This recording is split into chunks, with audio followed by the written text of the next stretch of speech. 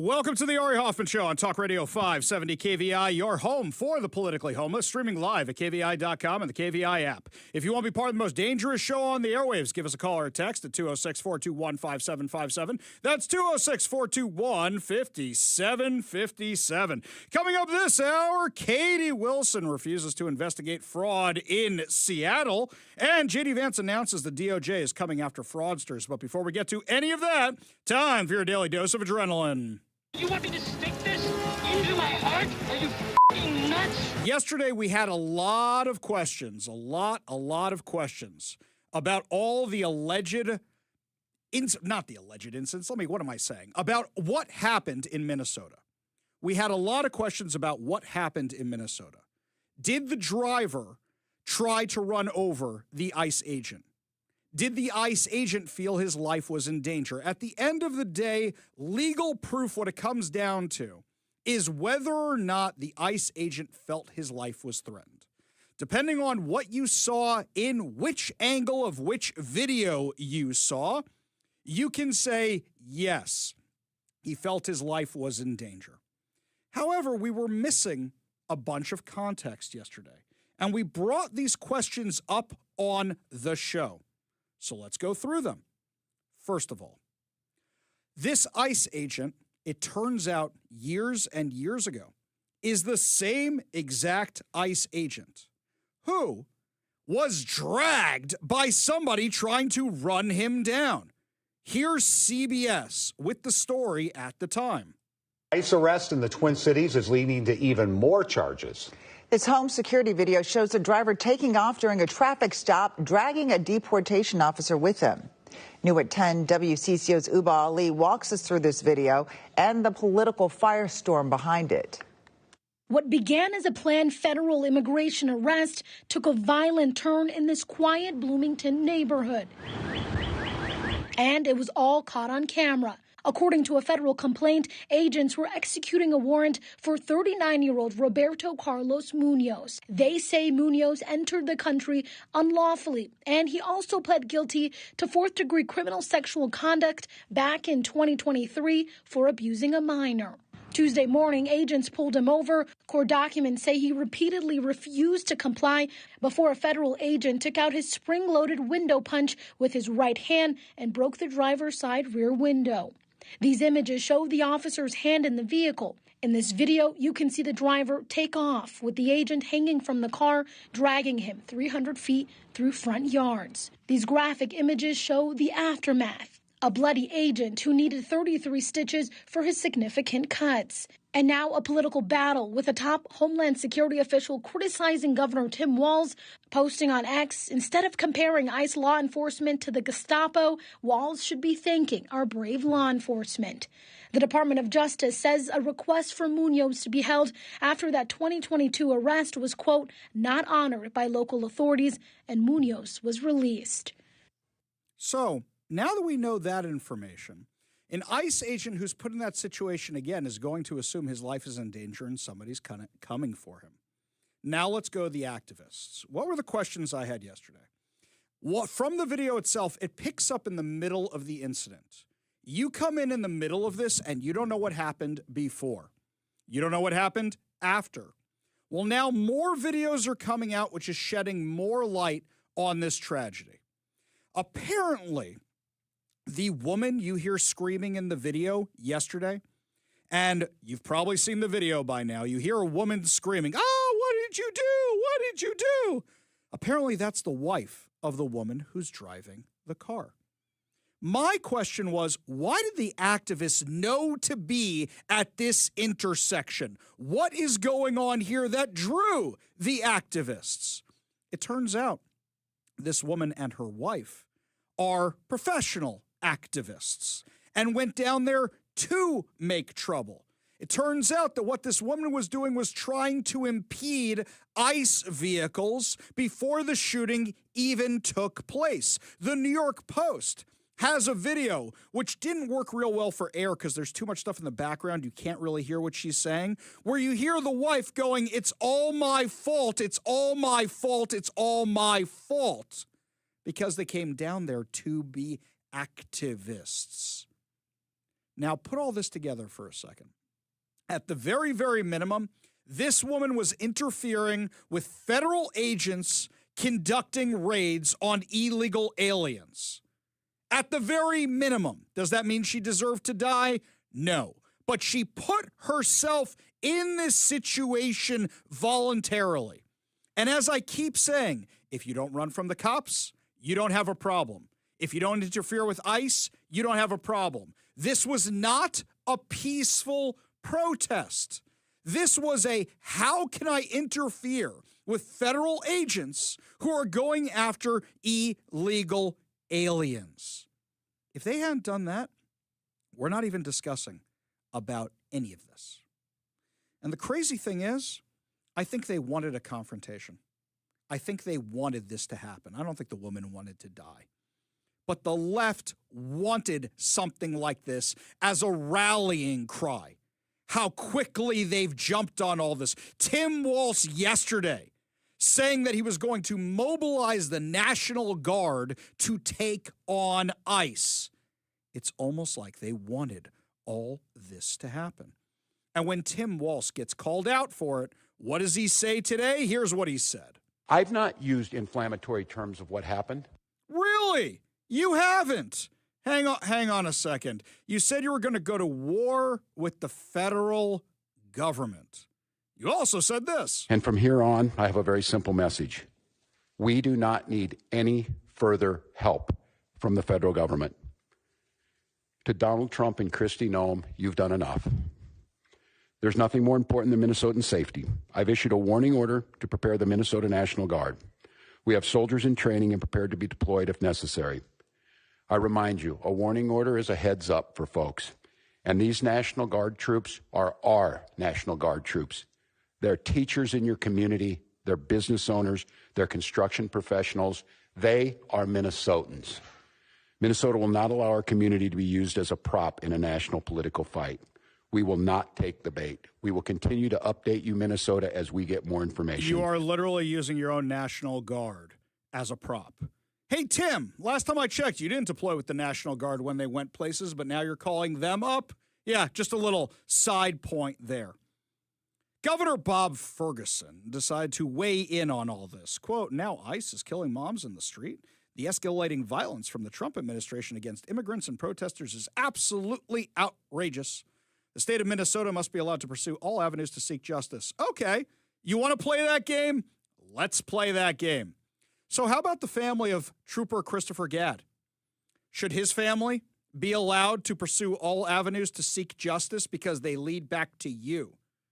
Trooper Christopher Gadd was killed by an illegal alien who never would have been in this country if not for your and Jay Inslee's sanctuary policies. So, let's use the same standard. Let's be consistent.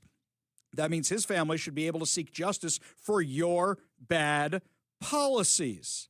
Escalating violence, what I saw all day today is video after video after video of people throwing themselves in front of ICE vehicles to try and protest it. And then you have these people called legal observers. By the way, did the talking points go out to the left today? I saw everybody was talking about legal observers today. Every single Democrat was posting about legal observers. Do you know what a legal observer is? They have no status whatsoever. It is a made-up nonsense. You might have seen them at protests here in Seattle. They wear neon vests and carry clipboards and cell phones. And what they do is they document anything they think they can sue you for. Anything they think a protester was harassed or impeded or Jonathan Cho got too close to them. They are made up. There's no status of a legal observer. They wear the neon vest so you think there's some kind of status. It is made up. This woman's wife was there to try and get ICE doing something wrong on video. She had protesters with her.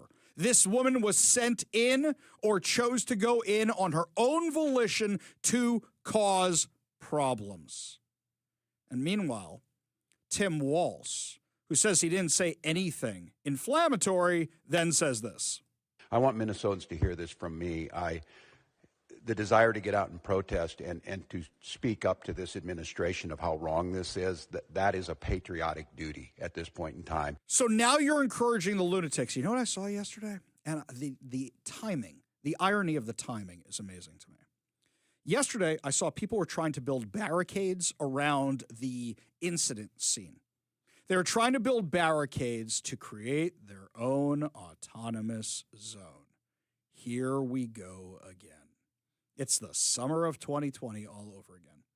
Do you know there's a George Floyd triangle, circle, memorial, corner area that has still been like this since 2020 in Minnesota? All the businesses are gone. The whole area is graffitied and looks like the old autonomous zone if it had been left alone for 5 years. They want to do it again with this area. They were looking for a martyr. They were looking for a cause, and now they have one.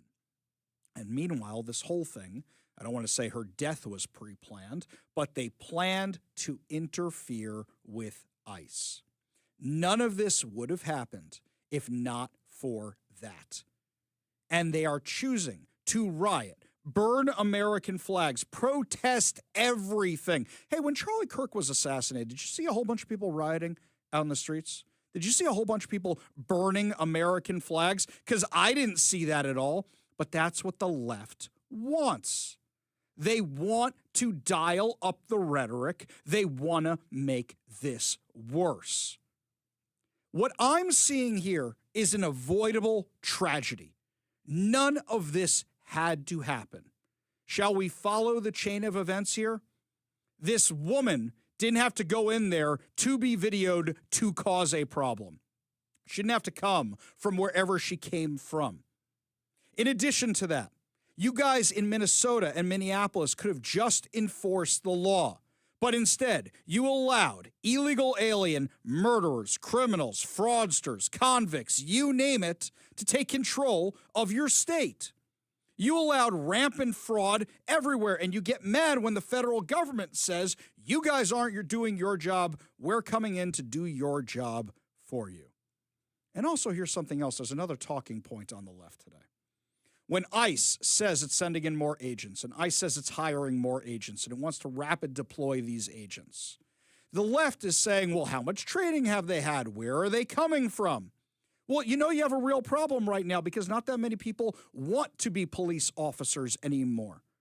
Under Trump, you have more people who want to be in federal law enforcement, but notice in Seattle, in Minnesota, in Chicago, in New York, you have police officers fleeing the industry or transferring laterally to other departments. So the people who are going to take these jobs are not necessarily the best candidates because the left has made it so a lot of people don't even want to do these jobs because who wants to be a punching bag? Who wants to see their life dissected on national television if people think they made a mistake? Why would somebody want to go and work in this profession? So you may not get the best ones you want to get. And all this traces back to the summer of 2020 when the left was demonizing law enforcement, and it's back again with a vengeance.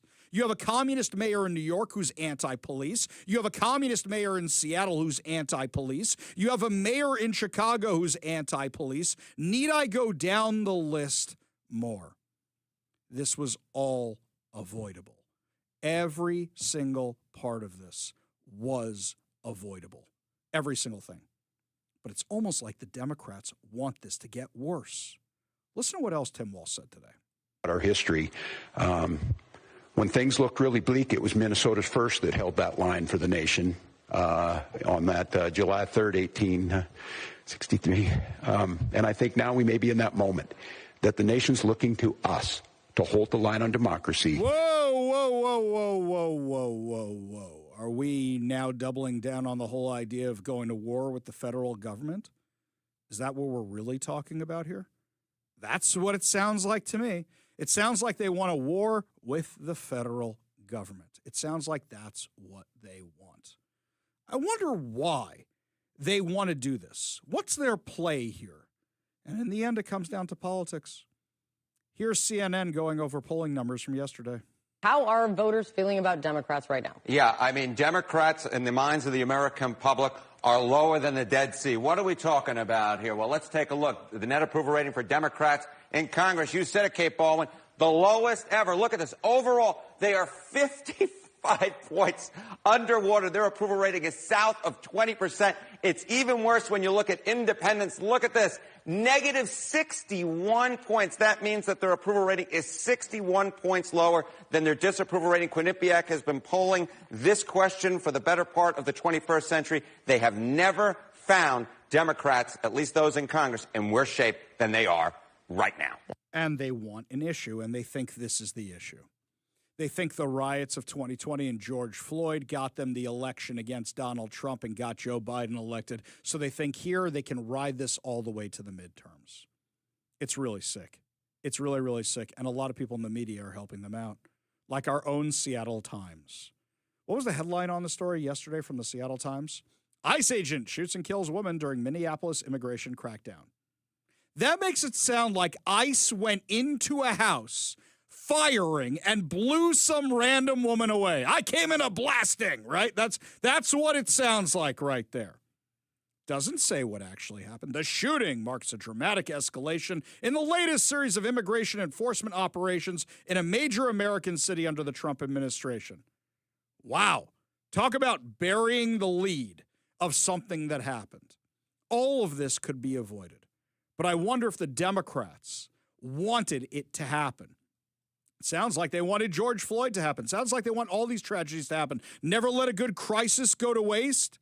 Wouldn't going to war with the federal government qualify as an insurrection? Jay in Tacoma says over on the text line, yeah, kind of does. Didn't we just have the January 6th anniversary 2 days ago where they were saying, oh, no, Donald Trump and his deadly insurrection, all the Democrats walking down those stairs with candles. Give me a break. They don't care about this woman, the Democrats. They care about using her. They care about using her. And for the Democrats who are saying, like Bob Ferguson, oh, she was a mother. You know, I don't put myself in danger because I'm a father. I used to go out in the field more. I used to be in the middle of those protests more, but when I saw how violent these guys were getting, I don't go as often because I have 3 kids I need to take care of, so I don't go in the middle of this stuff. What'd you do? You gave your life for a cause? No. It was a wasted life. Your kids needed you. And instead, you want to play games with federal agents. That's what you wanted to do. This was all avoidable. And the Democrats are using it to their full political advantage. And it's truly, truly, truly despicable. We go to the Warrior Injury Law studio line, take a call from our friend Daniel from the Navy. Daniel, what's going on, man? Hey, Ari. So just something I wanted to comment on and see if you had any insights or maybe perhaps do some more investigation to this. But I saw a couple of things today on social media of breakdowns of the video of the woman who got shot after driving into the ICE agent. And they were going to like frame by frame that this woman intentionally had her wheel turned towards the agent, hit him, and then after he pulled out his gun and after he shot, then the wheel turned to the right, then the wheel turned away from him. So I'm wondering, in the posts I also talked about this, if this was a purposeful hit, a kind of hit and run, to try to antagonize the ICE agents. Maybe they didn't think it would be to a lethal capacity, and, you know, also life is always horrible. But I wonder, like, are these people going out there trying to create incidents, not thinking like, hey, if I hit someone with my car, they're just going to, you know, do nothing because they're law enforcement? Yeah, so I didn't see what you saw. I haven't seen this wheel business, and I know a lot of people are talking about the wheel business. From the videos that I saw a car diagonal across the street impeding ICE, and then I saw a woman try and get away from ICE when ICE is ordering her to stop. And for me, that's enough. I don't think she should have been killed, but at the same time, those ICE agents want to go home. And we can talk about which direction the wheel was going. We could talk about whether or not the wheel got traction. We can look around on the ground and realize it's Minnesota in the middle of the winter and it gets icy. We can discuss all that. We can Zapruder film this thing for the rest of time. But at the end of the day, she didn't have to even be there. She went there to try and cause trouble. Her wife went there to try and record the trouble. So whatever direction the wheel was going, she chose to she chose to try and drive away from federal officers while they were ordering her to stop, while they were in the middle of a raid against illegal aliens. And we don't even know who those illegal aliens were. What if they were murderers? What if they were drug dealers? And she was impeding that. That's all we know for sure right now. Daniel, appreciate the call. Appreciate you being part of the show. You want to be part of the show, give us a call or text at 206-421-5757. Got time for one more call before the break. We go back to the Warrior Injury Law studio line. Take a call from Dwayne in Federal Way. Dwayne, what's up, man? Hi, Ari. Good to talk with you again. My question was, and I thought about this yesterday after listening to Minnesota's governor wanting to just kind of basically leave us alone. What would happen, or could this happen, to withdraw just all federal money from going into Minnesota? I'm sorry, say that again? What would happen, or could this happen, and how would they fare if we just withdrew all federal money from going into Minnesota? Well, that's exactly what it seems like is happening now, because the feds already said we're cutting off your daycare money until we can solve this fraud issue. They've already said we might be going after your money for voting because there's voting inconsistencies. And I think this is a play by the Democrats where they think if they can turn public opinion against the feds, they'll actually leave Minnesota and they can get back to their fraudulent ways.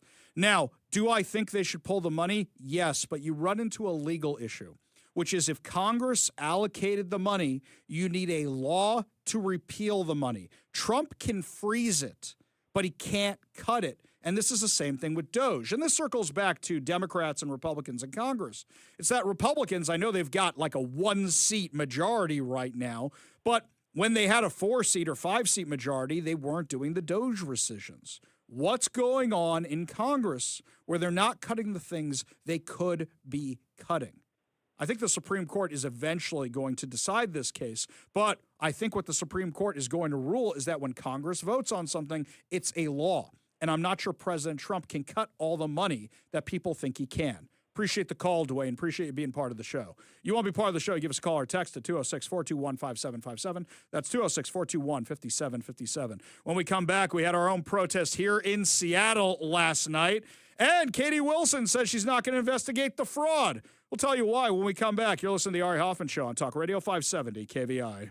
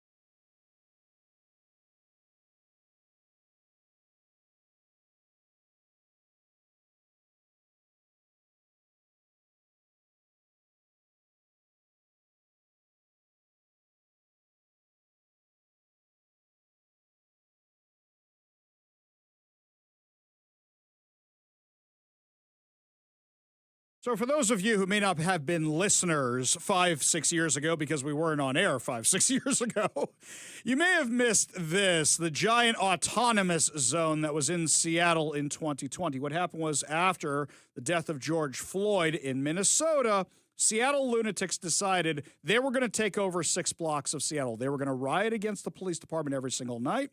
The woke mayor, Jenny Durkin, at the time said, "Have the building, take the building," and ordered the police to evacuate the building, and the police chief, Carmen Best, went along with it. When they evacuated the area, what happened? Crime went through the roof. People got shot. People got killed. And now it seems like we're about to do this again. So tell me if any of this sounds familiar now that you have the background. So a person is killed in Minnesota, and then they riot in Minnesota, and now they want to riot in Seattle. Well, last night, as we were going off air, we got the news that a whole bunch of the wackadoodles were planning on protesting in front of the federal building. And I made a joke at the time. I bet you they have no idea what they're actually protesting. They just want to protest. Our friend Jonathan Cho from Frontlines, from Turning Point USA, was out there to cover it. And as soon as I saw this video, I just started laughing, because it was exactly what we were talking about. All right, so again, we're at an anti-ICE protest in Seattle, right in front of the federal building, and of course, these far-left activists are flying a Palestine flag. This has nothing to do with Palestine, but of course, it's the same crowd, same group of activists, just a different cause, going after the latest shiny object. And today it's standing in solidarity with comrades in Minneapolis. They are out here in downtown Seattle in full force. So far, a lot of speeches, chanting, yelling. And now ICE out of whatever city they want ICE out of. And they're calling everyone fascists. We're going to kind of keep a distance across the street here. This is where some others are recording from a distance to not get too close to the crazy.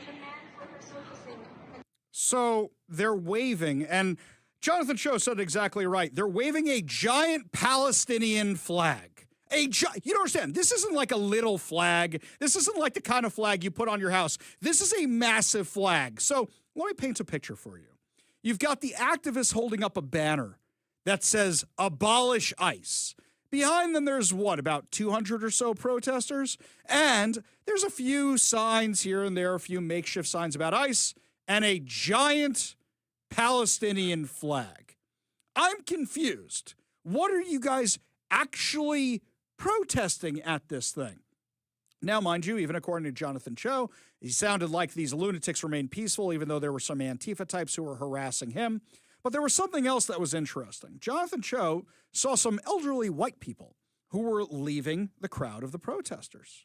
And these protesters said they left because the other protesters were too extreme for them, and they weren't even sure what they were protesting.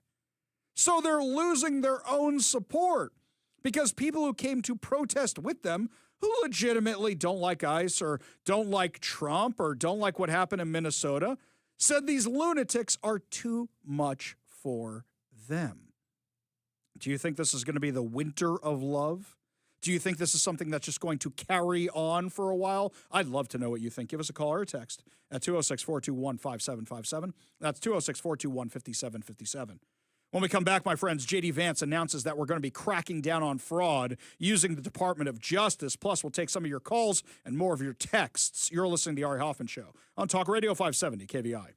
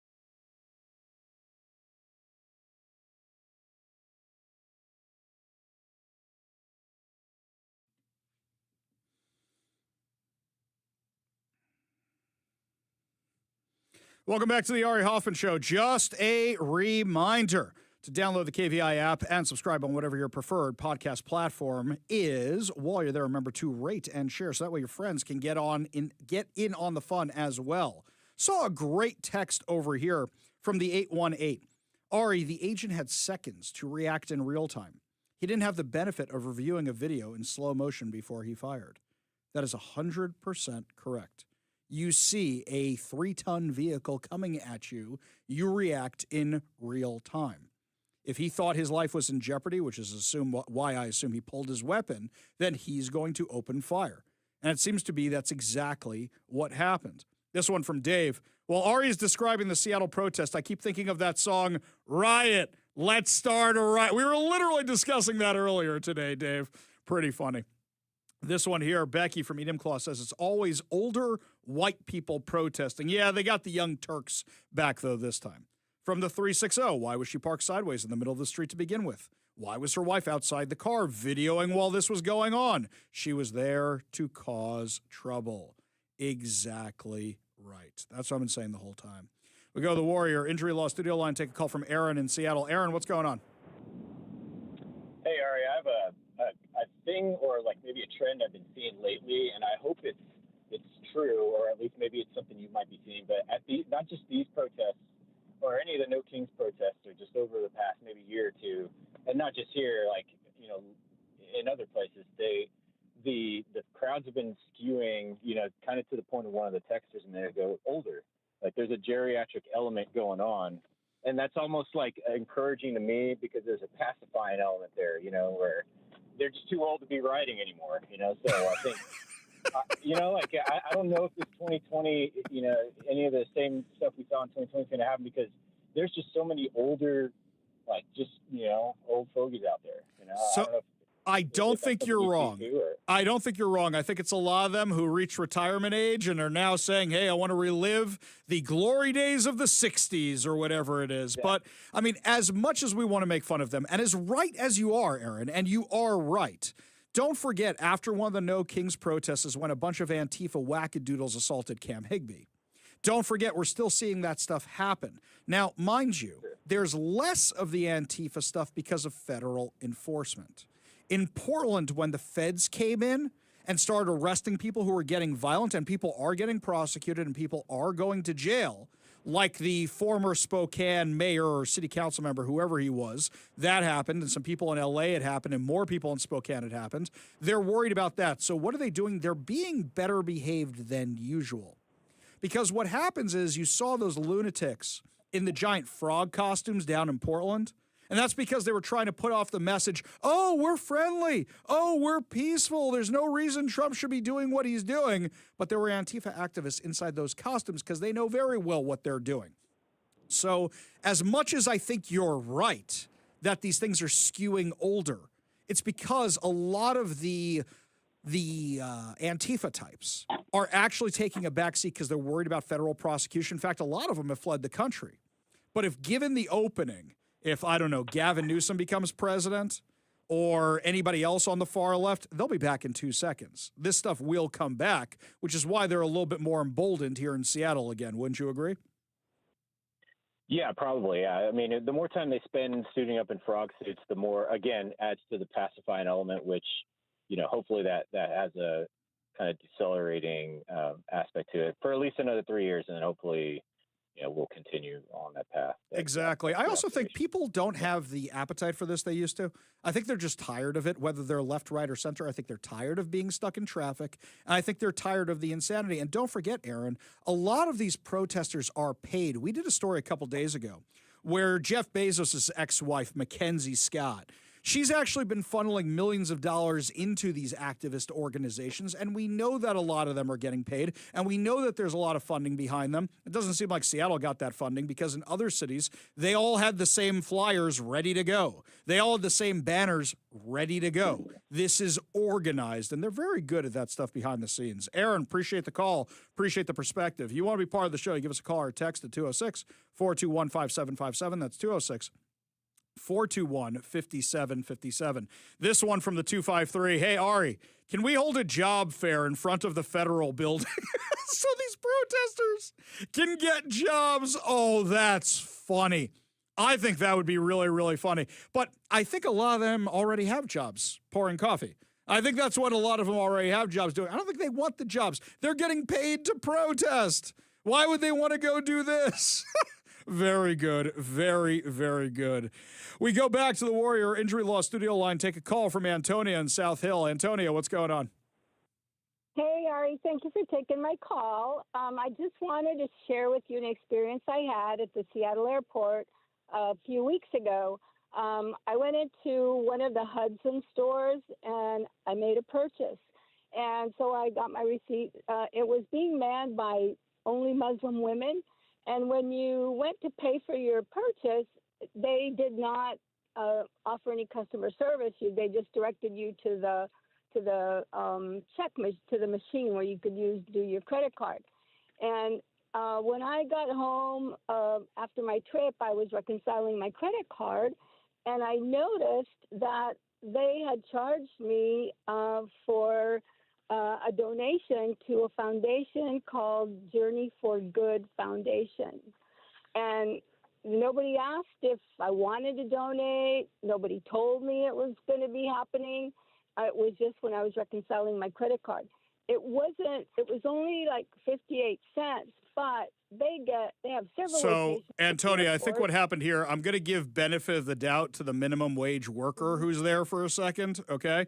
And what I think happened was probably Hudson News is having one of those things, do you want to donate? Do you want to round up to donate? And probably somebody accidentally hit the yes because you're talking about a minimum wage worker who's working at an airport, Hudson News. I don't think there's anything nefarious here. I think it's something, unless, look, if a whole bunch of people call the show who are hearing this right now or email me, and you're welcome to, ari@kvi.com, and say this is happening with more regularity. And in fact, Antonia, just for you, I will check this out. Do me a favor, email me, ari@kvi.com, the name of that organization. I'll check them out. Okay. But my guess is holiday season, probably one of those round up to donate to charity kind of things. Appreciate the call. Appreciate you being part of the show. You want to be part of the show, you give us a call or text at 206-421-5757. That's 206-421-5757. We go back to the Warrior Injury Law studio line, take a call from Aaron in Poulsbo. Aaron, what's up, man? Hey, man. The Summer of Love, it was a little bit after my time down there, but I went to visit. And, like, at Pike's Place Park, everyone was down there, like, bragging that you could – sorry, that's my autistic kid sneezing. Okay.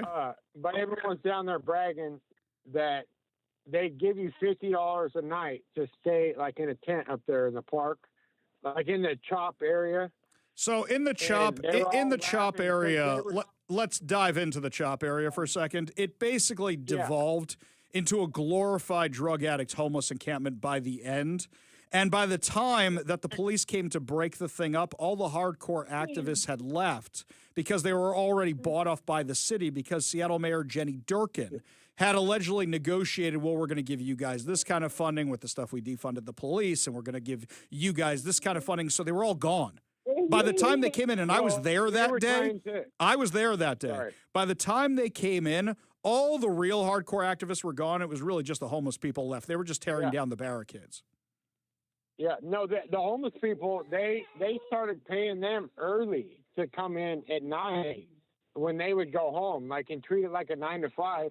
Well, and they were paying all the local drug dealers for security. I'm not saying they weren't, but what I saw at the time was when I was there, day one versus the end of times. Yeah. On the first day, they were basically bribing the homeless people just with food, sandwiches, and we'll give you a tent. They didn't even necessarily have to pay some of them, but that's something worth looking into. Aaron, I'll do some digging. Appreciate the call. Appreciate you being part of the show. You want to be part of the show, give us a call or text at 206-421-5757. That's 206-421-5757. When we come back, my friends, J.D. Vance is calling in the Department of Justice to investigate the fraud in Minnesota, and he says it's not going to stop there. Could Washington already be on their radar? We'll give you all the details when we come back. You're listening to the Ari Hoffman Show on Talk Radio 570 KVI.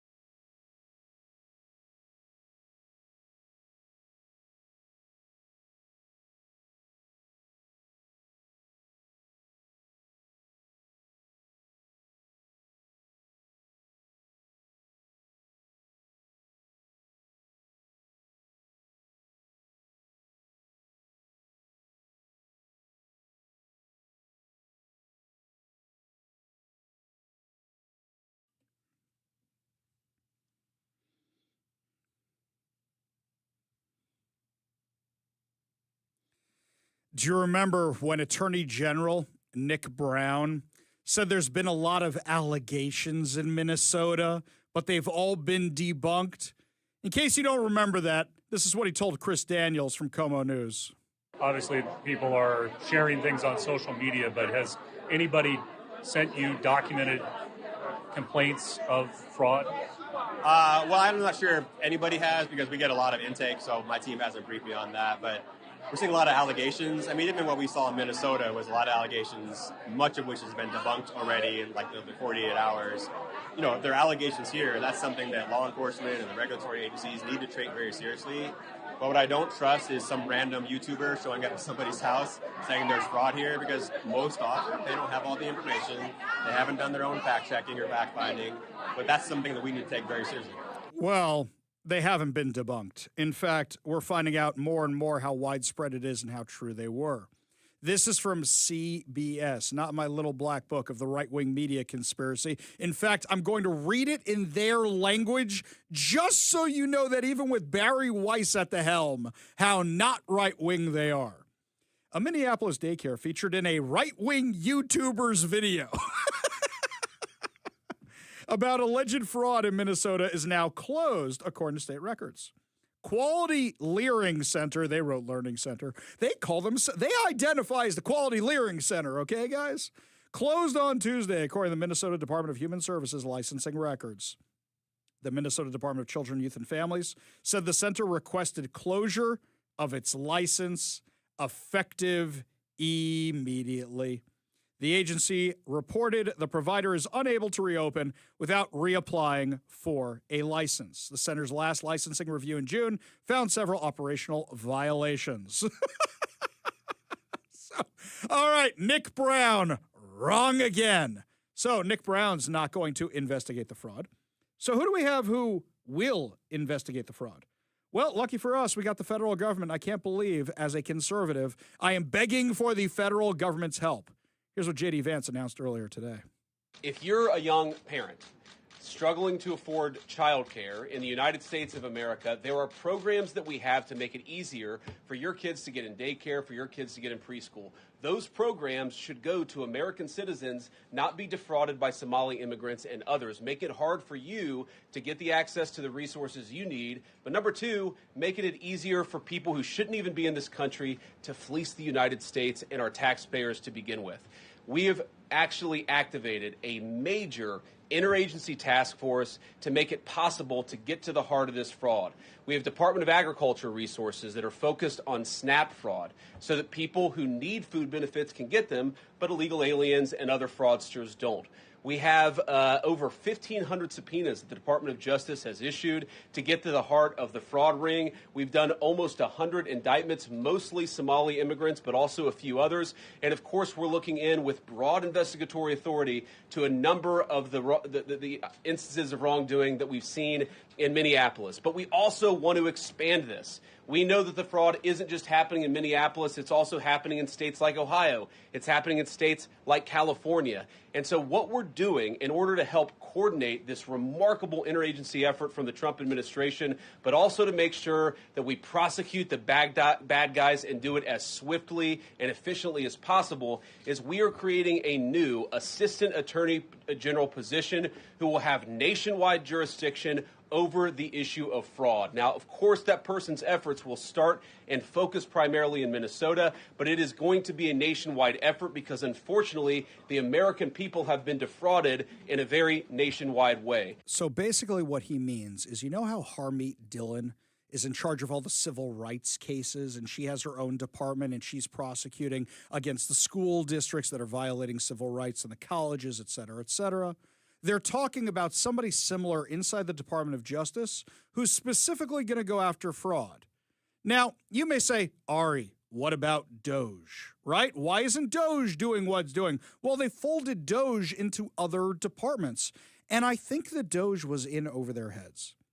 As entertaining as it was to find mines that are filled with documents going back to the 1950s, and that's why paperwork is so slow, and as much as we find out that we're spending money on Sesame Street in Iraq, we got a state-by-state problem here. And you may say, Ari, that's a state issue. Yeah, it's not when you're getting federal money. You know how much federal money is going to states like Washington and states like Minnesota? Why do you think the left is fighting so hard for every single one of those dimes? Because they know the clock is ticking and they're going to be found out soon. So am I excited for this? Yeah, but a cautionary tale because we got to call balls and strikes on this show. Let's say that position still exists. We know what Barack Obama did when he was in office. IRS came after anybody who was a conservative group, anybody who was an Israel group, anybody they disagreed with. That's what the Obama administration did. So who's to say that the same thing won't happen under a Gavin Newsom or an AOC or who knows who else they're going to come up with to run for president? As excited as I am about this, cases take years, and I'm a little worried what your worst enemy might do with this instead. When we come back, speaking of enemies of this country, Katie Wilson did her first long-form interview with Como News, and it was a doozy, my friends. We'll have the insane audio for you when we come back. You're listening to the Ari Hoffman Show on Talk Radio 570 KVI.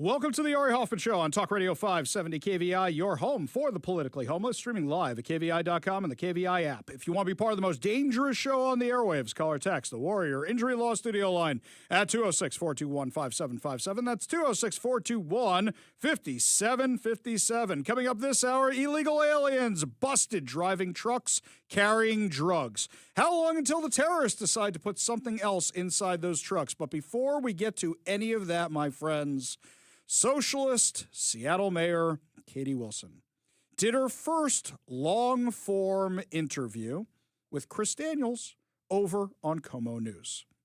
One clip in particular from it is going viral, and that is the clip where he asked her if she is going to deal with the allegations of fraud.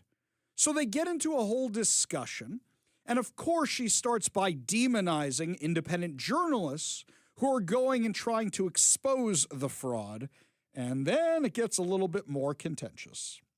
What have you done in those regards? Yeah, so we're working on that. So we have conversations going on with the departments. And yeah, it's just, I don't think it needs to be explained why it's problematic to have random people showing up to daycares. I think the fear in the Somali community is real. The fear in immigrant communities are real. So we're taking that very seriously.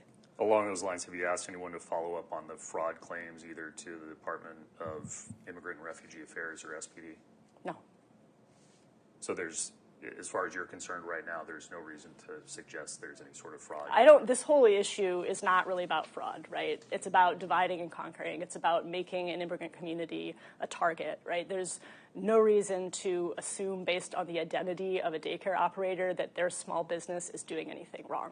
Now, when she said no, I have seldom seen such a callous, conceited, arrogant look on somebody's face as I saw on hers.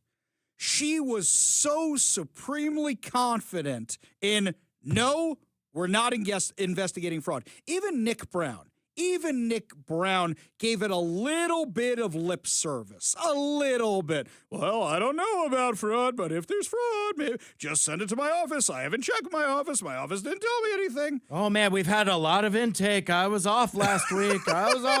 So much intake. So what does that even mean, by the way, so much intake? I don't know what the hell he's talking about. But, yeah. So you have never seen something so callous. In fact, if you follow me on social media, Ari Hoffman Official on Facebook and Instagram, the Hofffather over on Twitter, I posted the clip. You can see how callous she is. No, we're not going to investigate. No. In fact, that green patch on the side of her face, which looks like the lizard person starting to come out, bad lighting. Whoever's doing the makeup and wardrobe for her, she looked like a wax figure. She looked like she came right out of Madame Tussauds. We're trying to help you here, lady. We're trying to make you look a little bit more like a person. But you come out sounding like lizard person. And it was just mean. You beat me to it, Ari. I was going to say, you know what else has calluses? Lizards. Oh, no, because she's a lizard person. Why the long face, Katie Wilson? Oh, exactly right. I mean, the way she dismissed it, and then immediately she launches into, this isn't about fraud, this is about dividing us. Really? Because for me, Mike, I don't know if you've noticed this, I have avoided, in my social media posts where I'm talking about this stuff, I've actually avoided using the word Somali. I just say daycare. And the reason I just say daycare is because I assume they're not the only ones doing it. If a system is ripe for fraud, I want anybody who's committing fraud to be held accountable. Yeah, I mention it when it's related to the question at hand. Yes, this was a Somali who committed a crime. Yes, this was a Jewish person who committed a crime. Yes, this was this kind of person who committed a crime. Whatever the case may be. But for right now, these are allegations. And if the system is this ripe for fraud, why are we assuming it's only the Somali community who's doing it? And she says we're trying to divide everybody? Look, the easiest way out for her and Nick Brown and everybody else is to just say, yeah, you know what? We're going to go investigate these claims and we're not going to find anything, so we can call Ari Hoffman and everybody else raving, crazy lunatics. Why don't you just do that? It's like the voter thing all over again. All you have to do with the voting security is just say there's no there there. But they know there's a there there. How do I know this? I have to give kudos to two media outlets. One of them is our friends over at the Center Square. The Center Square has been investigating all this insanity, and they've been doing a really good job doing it. The other one is Como News. Como News ran a report last night that the state auditor has found millions of dollars in overpayments by the agency which is responsible for daycare oversight. Wait a minute. Hang on. I thought there was no fraud, Nick Brown. I thought all this stuff was debunked. Well, now we know why Emily Randall just wanted to ignore the fraud and go after white guys, right? We can trot out all of the data that we want to create the sense that there is a bad guy. There is a bad group of people. There are folks who are not among us. There are folks who are other. And I think we should spend a lot more time looking at ourselves, looking at American citizens, looking at white men. Okay, crazy lady. So this is why they didn't want to look at the fraud. As independent journalists and citizen watchdogs continue raising alarms about possible Minnesota-style daycare fraud in Washington, the state auditor's office is now finalizing an audit of $770 million child care subsidies program run by the Department of Children, Youth, and Families, an audit that began before the recent fraud allegations went viral that reportedly shows millions of dollars in overpayments. According to Como News, the audit includes payments to more than 7,400 child care providers statewide, offering the most comprehensive look yet at how subsidy funds have been distributed and tracked. DCYF provided the outlet a link to records showing 1,372 overpayments totaling $2,092,513 between July 1st, 2024 and June 30th, 2025. The report attributes many of those overpayments to missing attendance records, overbilled hours or days. 265 overpayments were tied to a lack of attendance records, and roughly 21% were linked to overbilled hours or days, highlighting recurring weaknesses in documentation and verification. I thought there was no fraud. I thought this isn't worth investigating. I thought we're not going to find anything. And these guys weren't even researching the things we've been investigating, and they already found problems. This is the second report I have found that shows that there was rampant, absolutely rampant, irresponsibility with the funds. And when there's irresponsibility with the funds, you leave yourselves open to fraud. Well, if Katie Wilson doesn't want to do anything, and Nick Brown doesn't want to do anything, and Emily Randall doesn't want to do anything, and Bob Ferguson doesn't want to do anything, thank God. Thank God for Representative Michael Baumgartner, who announced today he sent a formal letter to Health and Human Services Secretary Robert F. Kennedy Jr. and Agriculture Secretary Brooke Rawlings, urging both of the departments to conduct a program integrity review of federally funded benefits administered in Washington state. Quote, Washington families deserve to know their tax dollars are paying for real meals and real care, not padding the pockets of scammers. He called Minnesota a cautionary tale, warning that fraud risks explode when programs rely on large networks of third-party providers and pay and chase enforcement. Pay and chase enforcement is where you pay something out and then you figure it out later. That's what pay and chase is. In the letter, Baumgartner emphasized he is not alleging misconduct by Washington State, but he is requesting independent validation that safeguards are working. By the way, you do remember we had a massive issue with fraud during COVID when Jay Inslee and Susie Levine took all the restrictions that were supposed to protect against fraud off the system, and Nigerian scammers stole $1 billion. Why do you think we're more responsible now? I'll never forget this. Mike, I don't know if I told you the story before. I think I have. What happened was I was still running my bounce house company at the time. And I remember that there was tons of fraud that was attributed to the Agency of Unemployment, that they were using whatever companies they could find, and they used mine. So what happened was I was getting letter after letter after letter verifying all these people's employment. And I go, I never heard of any of these people. Who are all these people? And that's one of the ways they detect the fraud was people like me calling. But I remember months after this, when they said they fixed everything, I got another letter in the mail and another one and another one. So I call up the Department of Unemployment. And I said, hey, guys, none of these people ever worked for me. What's going on? And they go, wait, you're getting those letters? And I said, yeah. And they go, oh, no, not again.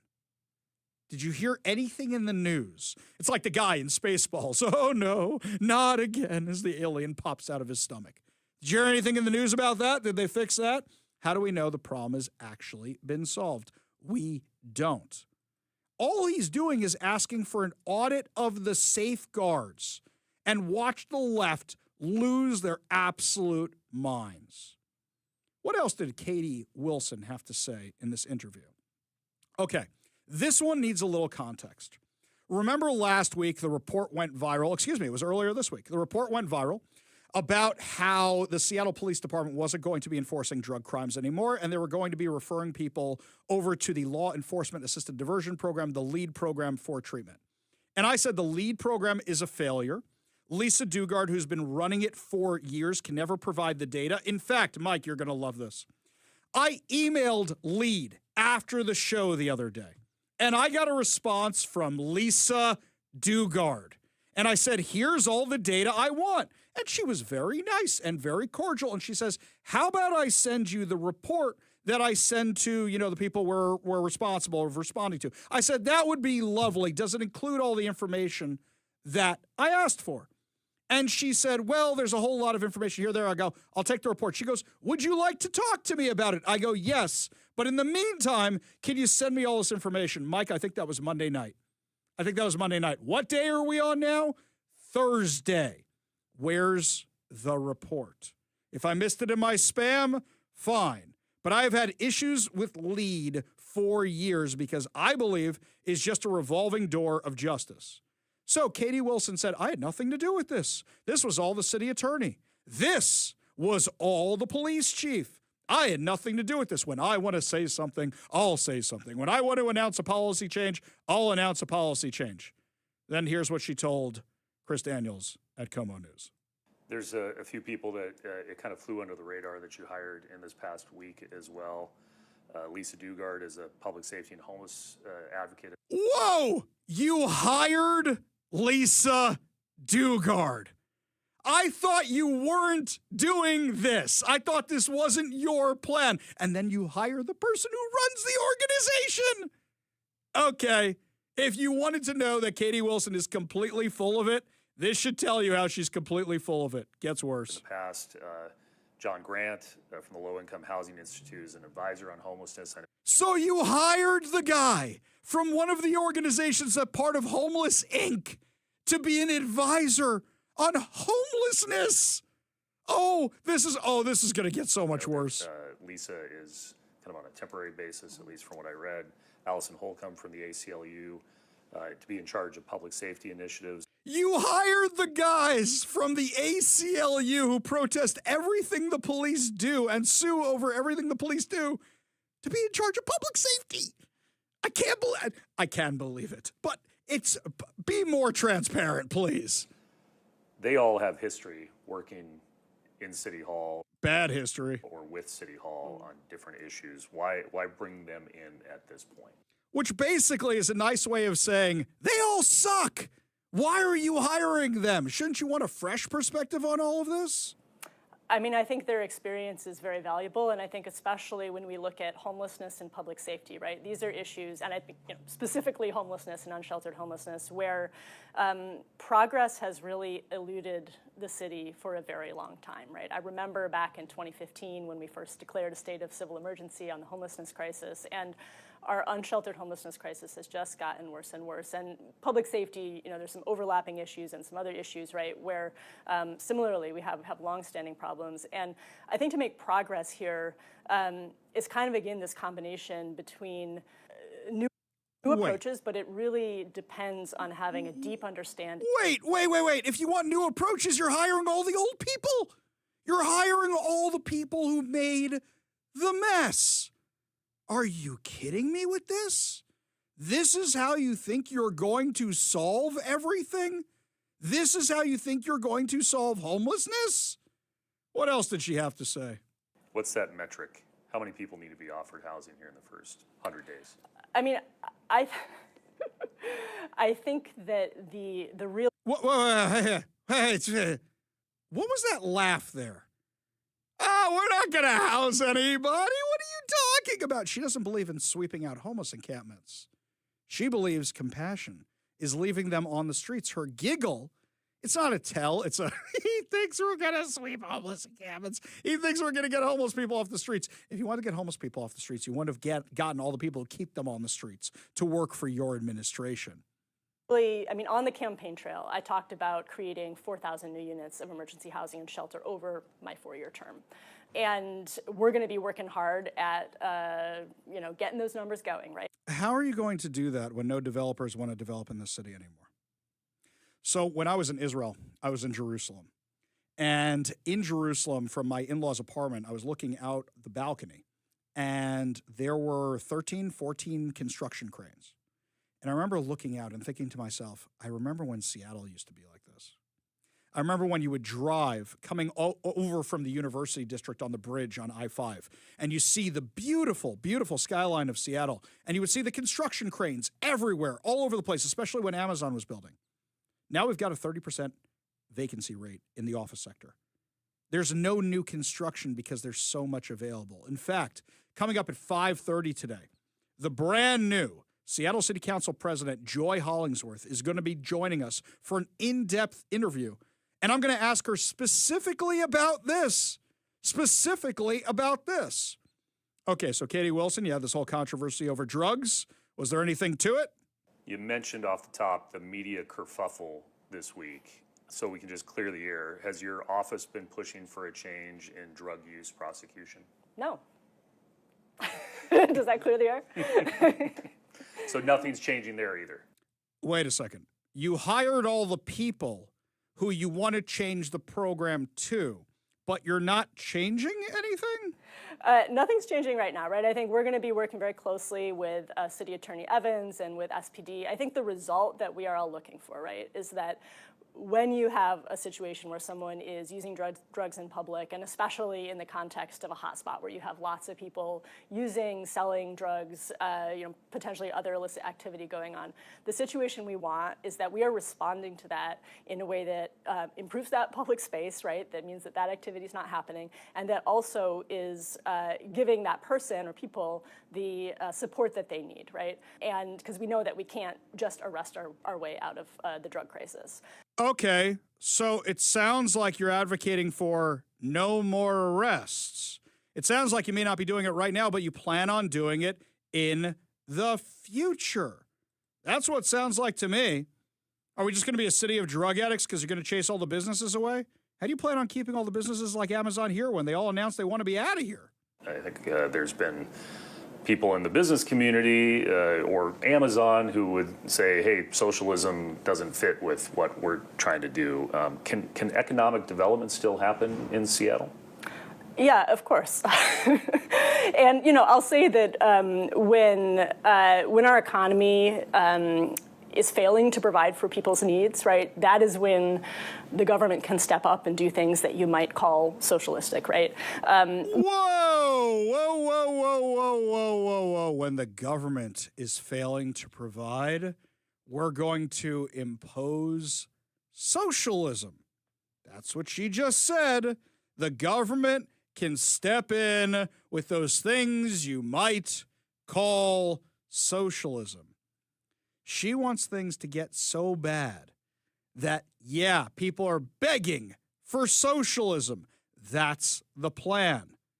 Want me to prove it? She talks about affordability all the time. Taxes are a big driver of how unaffordable this place is. I know you signaled progressive revenue is on the table and something that you're interested in here in the first year. Is there any concern that would force Amazon to move more jobs to Bellevue? And Bellevue would be the benefit of that? Yeah, I mean, obviously we want Amazon jobs here. We want other companies to locate here. So we're just going to be smart about that conversation, right? I do think that we are going to need to look at new progressive revenue, given the size of Seattle's budget shortfall. Of course, our first thing is to make sure that we're using the existing revenue as effectively, as efficiently as possible. So we're going to be working on that. I think it's very important that residents, businesses, when they're paying taxes into the city government, that they can have faith that we are using that money well. But yes, we are going to be having a conversation about new revenue. And yeah, we're just going to be smart about how we do that and try to make sure that that's ultimately to the benefit of Seattle residents. So you are going to tax us, and you are going to tax businesses, and you're going to make things less affordable. I mean, kudos to Chris Daniels. He asked all the right questions, and she completely revealed who she is. There's no sugarcoating this anymore. Everything we said she is, she is. She said it herself. Now we got to make fun of Chris Daniels just a little bit, because there's one little question that Chris Daniels loves asking that came right at the end of this. There has been a story spanning all of these mayors about the Sonics leaving Seattle and whether they'll ever come back. So you're the 7th mayor I'm asking now about this. What are you going to do to bring the Sonics back? I think we have a really good shot. That's all I'm going to say. Was the pun intended there? It actually wasn't, but yeah, I don't regret it. The same laugh from before when she was lying. I want to play poker with Katie Wilson. And just so you know, I suck at poker. But I can tell when somebody's lying, and it's the same tell. It's the exact same tell, the giggling. She'll just keep him on the hook, so he keeps writing stories about how Katie Wilson might bring the Sonics back. By the way, I'm surprised on Como News today there wasn't one of those, are the Sonics coming back? Yeah, she can't deliver on anything. She wants the city to get as bad as possible. She knows it, too, because then everybody will want her socialist insanity. And anybody who doesn't want it will move. That's what she wants. That's what they mean by a socialist utopia. I wanted to pick on Chris Daniels. I was going to crack my mic and say, Chris Daniels, you were doing so good. But I think Chris Daniels, the senior reporter himself, is playing 4D chess, and you just explained it to the audience brilliantly, because he's asking that Sonics question as an acid test of how she's going to answer legitimate questions. Yep. And if she's all Laffy McGiggle face over there about the Sonics, how is she going to be about the issues? Go back to the other questions further in the interview, and now you have evidence of how she talks and what her tells are. Exactly. Brilliant on Chris Daniels. I got to say, we make a lot of fun of Chris Daniels on this show, but this was... And I was just about to. And I was about to also, but you know what? It was a great interview. And you know what? He asked a question about what he cares about. You know what? That's fine. That's fine, because I would probably ask an anti-Semitism, right? I would ask something like that. I would ask about the protesters or whatever. That's fine. He brilliantly showcased what she's all about. And she stupidly took the bait on everything, because she said the quiet part out loud on literally everything. You want to know who Katie Wilson is? That lizard lady with the green stuff on the side of her face. Yeah, socialism for everybody. When we come back, my friends, lots more to talk about. We will get to your calls. We will get to your texts. Plus also some illegal truckers were carrying drugs. How long until they start carrying bombs from the terrorists that came across the border? You're listening to the Ari Hoffman Show on Talk Radio 570 KVI.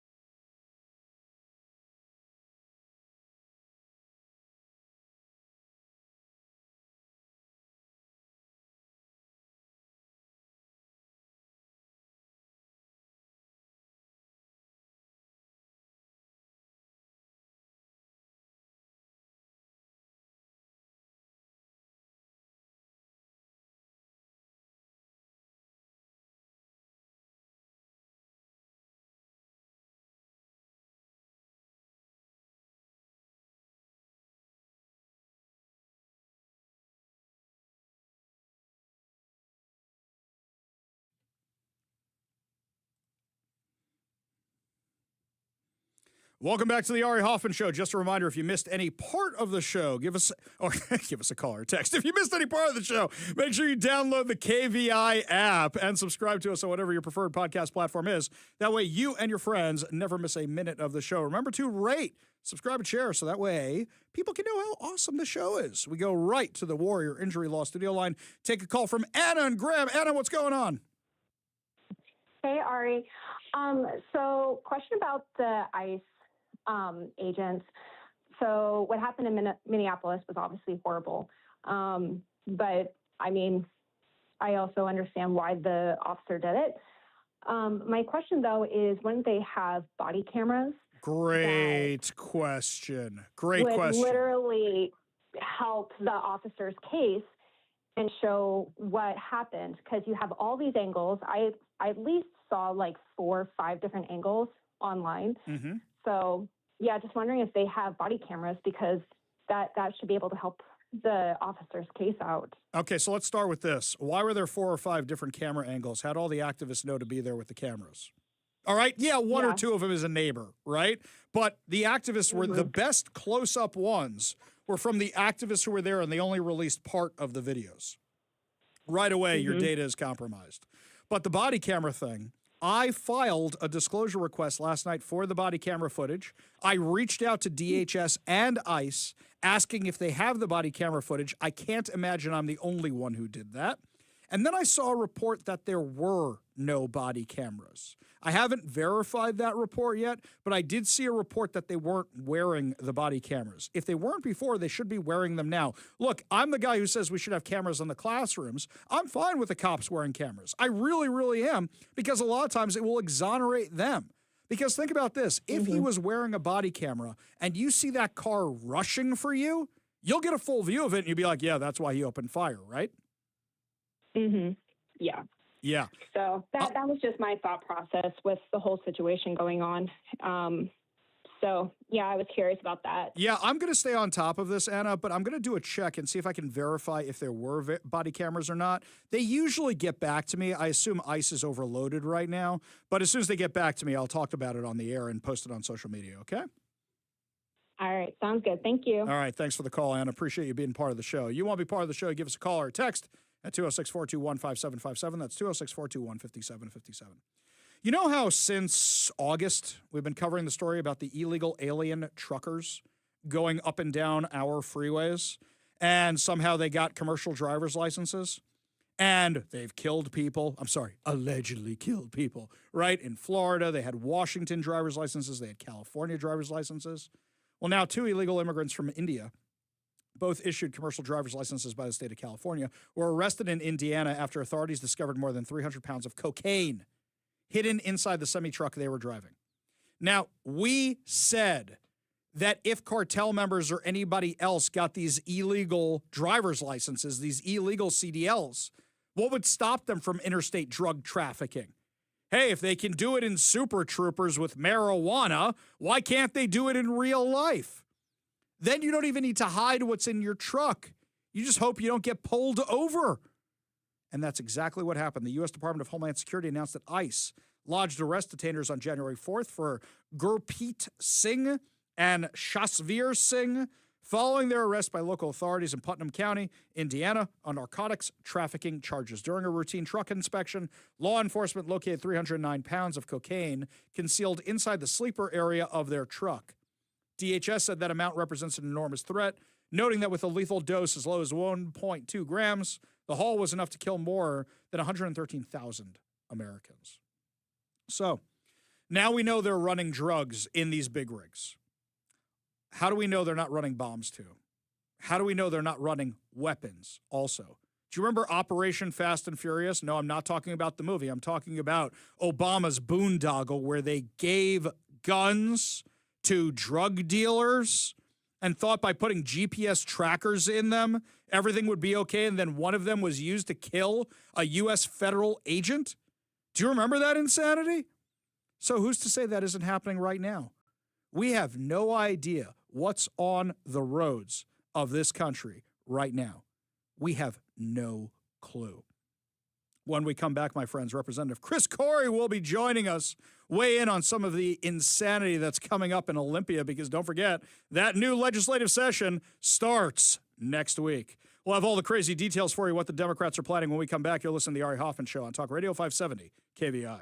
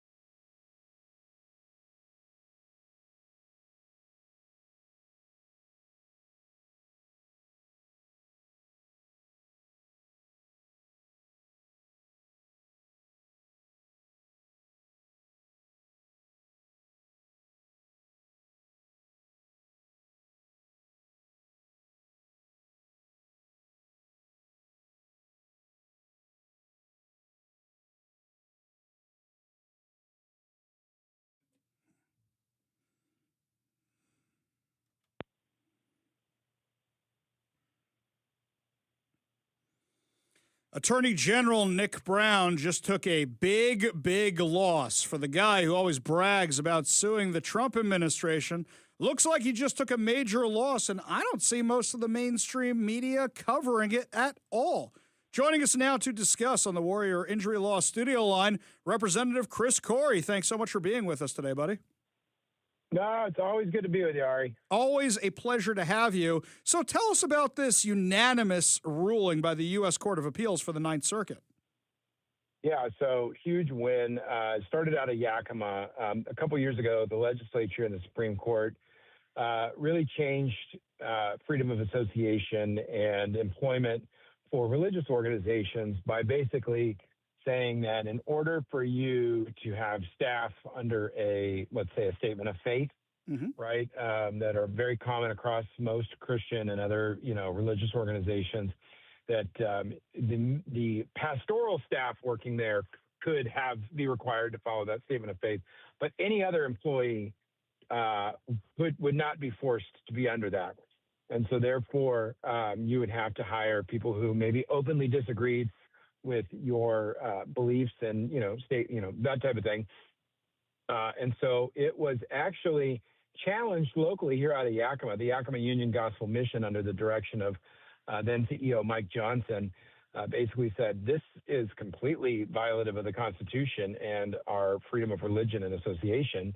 And so he challenged it, and it was actually upheld on the state level, and then it was appealed by the state up to the Ninth Circuit, where they argued that they tried to make the argument that religious organizations had to hire anyone and everyone, and that they couldn't be subject to that statement of faith. And in a very rarely unanimous decision out of the Ninth Circuit that favors the Constitution, here we are. They said, nope, there is freedom of association. The religious institutions and nonprofits have a right to be able to have their employees under the same statement of faith and beliefs that they would their pastoral staff. So a huge win. And yes, you're right. I have not heard much from the Attorney General's office, and he's very fond of promoting himself and sending out press releases. So I was surprised he didn't do that for this one. Well, we might have to, share this interview over on the social media and tag him in it, because maybe he doesn't know about the ruling. I mean, after all, he's got so much intake from being offline for so many days about the fraud. Maybe none of his staff has yet informed him about this. Now, let me just do this in absurdum so people realize how insane this could be. I know it doesn't technically apply to pastoral, but basically what it could mean is an imam could apply for a job at a synagogue, and the synagogue would have to hire them if this thing wasn't repealed, kind of deal? Yeah, basically, you would not be able to require any of your employees to share your faith and values. And if they applied and you said, no, we're not going to hire you for that, you could be subject to either a lawsuit or punitive action from the state. That's crazy. I mean, we got Jewish people, we got non-Jewish people who work for my synagogue, but we're not going to hire the non-Jewish people to be rabbis. Like that's how far something like this could go. I know there's like the exemption for pastoral, but when I did my one pre-law class, it was about tort law in absurdum. That's what they teach you about. So this is a huge, huge victory. Why are you so passionate about this? Because normally I don't get press releases like this from you. I get them from the attorneys who fought the case. Yeah, and they did. They actually, rightly, the Alliance Defending Freedom was actually the attorneys on this case, and they deserve a lot of credit as well. But it was personal for me. So, this is the Yakima Union Gospel Mission. Again, the CEO and actually, also a good friend of mine, Mike Johnson, really pushed this forward and did so with a lot of adversity and pressure, right? I mean, it's not. You take a lot of flack for standing up for your beliefs, and it's easy to do when everybody agrees with you. But when you're going to take some criticism and heat for it from the community and from the government, obviously, it takes a lot of courage to do that. And he talked a lot with me and others about it. So for me, it's personal in that regard, but it's also personal because the government cannot solve most of any of our social problems we have on the streets. And we need to have robust social service organizations that are private sector, that are religious-based, that are faith-based, that can actually come alongside people because the government is no substitute for faith or family. And we can, and so the more we can rely on faith-based institutions to step in and fill the gap where we can't, the more we should. And by getting this ruling, it takes that chilling effect off of churches and other groups wanting to step into that gap. And so hopefully it will make the legislature and our attorney general think twice before trying to come in and penalize groups that are just there to do good, support, and help people. In this case, this was the Union Gospel Mission, who helps everybody struggling in our valley, regardless of their faith. But they come at it from a belief in our Lord and wanting to do good for his children. That's amazing. And you get the added bonus of Nick Brown loses. I always like when that happens. We're talking with Representative Chris Corey. God works in mysterious ways, my friend. Oh, I completely agree. We're talking with Representative Chris Corey. And just a few minutes ago, you were talking about how it's not easy to do the right thing, especially when a whole lot of people are saying the opposite and a whole lot of people are coming at you, which brings us to the legislative cycle that's coming up. And the Republicans are going to be on defense a lot because the Democrats are going to be pushing their crazy agenda. What are the things you're most concerned about in this legislative cycle? Well, I think for one, the income tax, right? I think they're couching this as, more class warfare, right? It's only going to be for those millionaires. And 2 points. One, odds are it won't be. And even if it comes out and it is just millionaires today, I like to remind everybody, and we'll continue to remind everybody, when the federal income tax was passed, it was only for those uber wealthy people then. And we're all filling out that W-2, whatever, the 1040, there we go. You're all filling those out every year. Most of us are all paying income tax. So what starts out as only for some will be for everyone, without actually properly addressing our insane, out of control spending. So that's the big one for me. The other thing that's got me concerned, and normally I would say every time they blame Trump, we should do a drinking game, but I'm worried about our health and making it through the first day, because you're going to see a lot of that. They've been in control for 40 years, but somehow our problems have emanated from the last 12 months of the Trump administration. So more of the blame game, more of the can't take, control of our own spending. So those are the two areas I'm concerned about. We've got my colleagues in the Republican House and Senate are going to be doing their best to not only play defense, but offer our solutions and ideas to fix just this out of control government in our state. I have an idea, and I kind of wanted to run it by a few of you and see what you guys thought. For sure, this is kind of a trap for Brian Haywood and Let's Go Washington. They almost want him to run an initiative to go head-to-head with the income tax thing, because then they could say, oh, the millionaire's mad. I actually have a different idea. I think they are really, really sensitive when we expose the waste, fraud, and abuse. And I think that a marketing campaign that says they want to tax you, not the millionaires, they want to tax you, so they could pay for laser hair removal for trans inmates, so they could pay for self-service stations for guys claiming it's an art gallery, so they could pay for fraud. I think that may actually be the way to go. Do you think that might be an appropriate course of action in this case to defeat this thing? Do you think it might work? I absolutely think so, right? I mean, everybody around the state is having to tighten their belts, figure out, where they can cut costs. And yet our state has had runaway growth in spending over the last decade that the average Washingtonian hasn't gotten to experience on their own. So I think that's a great way to couch it. This isn't about the millionaires, because this tax will not solve this problem.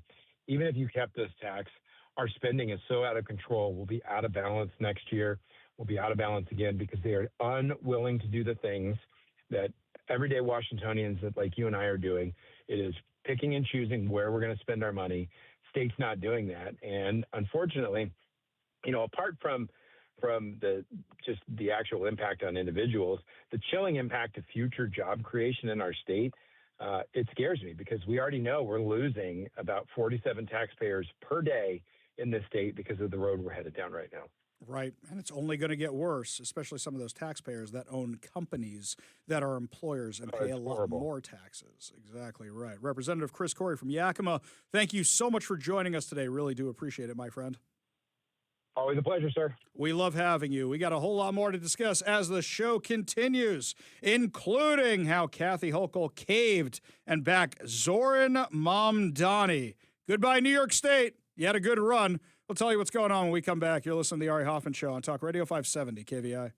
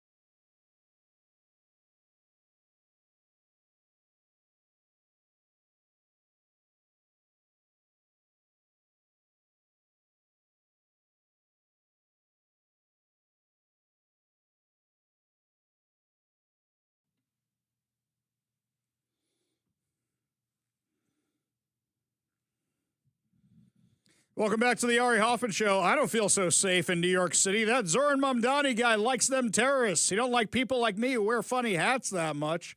Well, a lot of us were saying, Zoran Mamdani, what can he really do? Because the Washington State Legislature isn't going to go along with a lot of the stuff he wants. Well, now Kathy Hochul, who is so desperate to stay in office, she's thinking to herself, if I embrace the socialist, I might actually win. If I embrace the communist, I might actually win. And now with Elise Stefanik out of the race, what's really her competition? What's really her competition? Yeah, the other guy who's running is fine, but he doesn't have the name recognition and the firepower that Elise Stefanik had. I still haven't got a good reason why Elise Stefanik dropped out of the race. I hope everything's okay, but unfortunately, New York's not going to be okay. So here's what New York City Mayor Mamdani rolled out today. Not only when we make pre-K truly universal, but expand this care to include all 2- and 3-year-olds across the city. As the governor said, we will deliver to care by working in partnership with child care providers, especially home-based providers. The arrogance, the absolute arrogance of this. The guy thinks he's invincible, and in a blue state, you might actually be. Because you literally have home daycare providers under the microscope in states including New York. And he wants more money for that? Now, New York State can spend money on whatever dumb things it wants to spend the money on, but they get federal dollars. And the feds are not going to put up with this insanity. What exactly was Hochul promising today? Oh, this year we're committing an additional $1.7 billion in what we call recurring spending, something my budget director hates, but meaning we're committed. And so that means our total child care investment this year will be $4.5 billion in the state of New York. So we're in $4.5 billion. How much of that is fraudulent? How much of that is going to fraudulent causes? And here's something else. New York has a budget crisis from overspending. How do they plan to pay for it? Nothing in this world is free. That means they plan on taxing New Yorkers. Now we know why they wanted all this money for child care. They didn't want it for child care. They wanted to pay off whoever they could pay off to vote for them. How many fraud schemes are there? By the way, I'm not familiar with how big the Somali community is in New York, but you think there aren't other groups who are taking advantage of this fraud because there's no guardrails to a lot of this stuff? I am sure it is happening in other communities as well. In fact, I wouldn't be surprised by this at all. Now, I don't know if you saw this report. Sia Weaver, we've talked about her a few times this week. She's Zoran Mamdani's tenant protection lady. She's the one who said she wants to abolish home ownership and it's white supremacy and all that. And then we found out that her mother has a $1.6 million house in Tennessee. So the privileged white lady wants to abolish your home ownership because of white supremacy. Well, apparently this has been the plan for a long time, but it's even worse than that. Internet sleuths dug up this 2021 podcast where Sia Weaver is there with Zoran Mamdani talking about what their real plan actually is. So, and, then the follow-up question to that is, what would a socialist housing policy for New York City, one that's presumably replicable in other parts of the country, what would that look like? What would a socialist urbanism look like? And then, from that, we can open up that conversation in the context of the mayor's race in Albany. Yeah, so what I would do is I would, first of all, you need to expand rent controls to cover smaller buildings. And that needs to happen in Albany, but there's also more that the mayor could do. Who's being covered now? What kind of buildings are being covered now? Buildings with 6 or more apartments. Because in my head, I'm like, I thought already, because I lived in a unit with 8 apartments and it was rent controlled. Mm-hmm. Mm-hmm. And to me, that was already a small building. But you're saying even, like individual, single family homes, or like 2-family homes. And, mm-hmm. Yeah, like the neighborhoods that Zoran's describing in Queens, like or Bay Ridge. Half of the city's housing stock is in like 4 to 6 unit apartment buildings. that were once affordable homeownership opportunities for immigrants and are now overwhelmingly being bought up by organizations like Blackstone or like whatever, or even like medium-sized slumlords. So rent control, and they need to be rent controlled. And the reason why they need to be rent controlled is not because like rent control is inherently socialist, but because rent control limits the speculative value of the land. Like our goal is to have the housing actually be worthless. Whoa! Do you know how many people's money for their kids in the future is tied up in their house?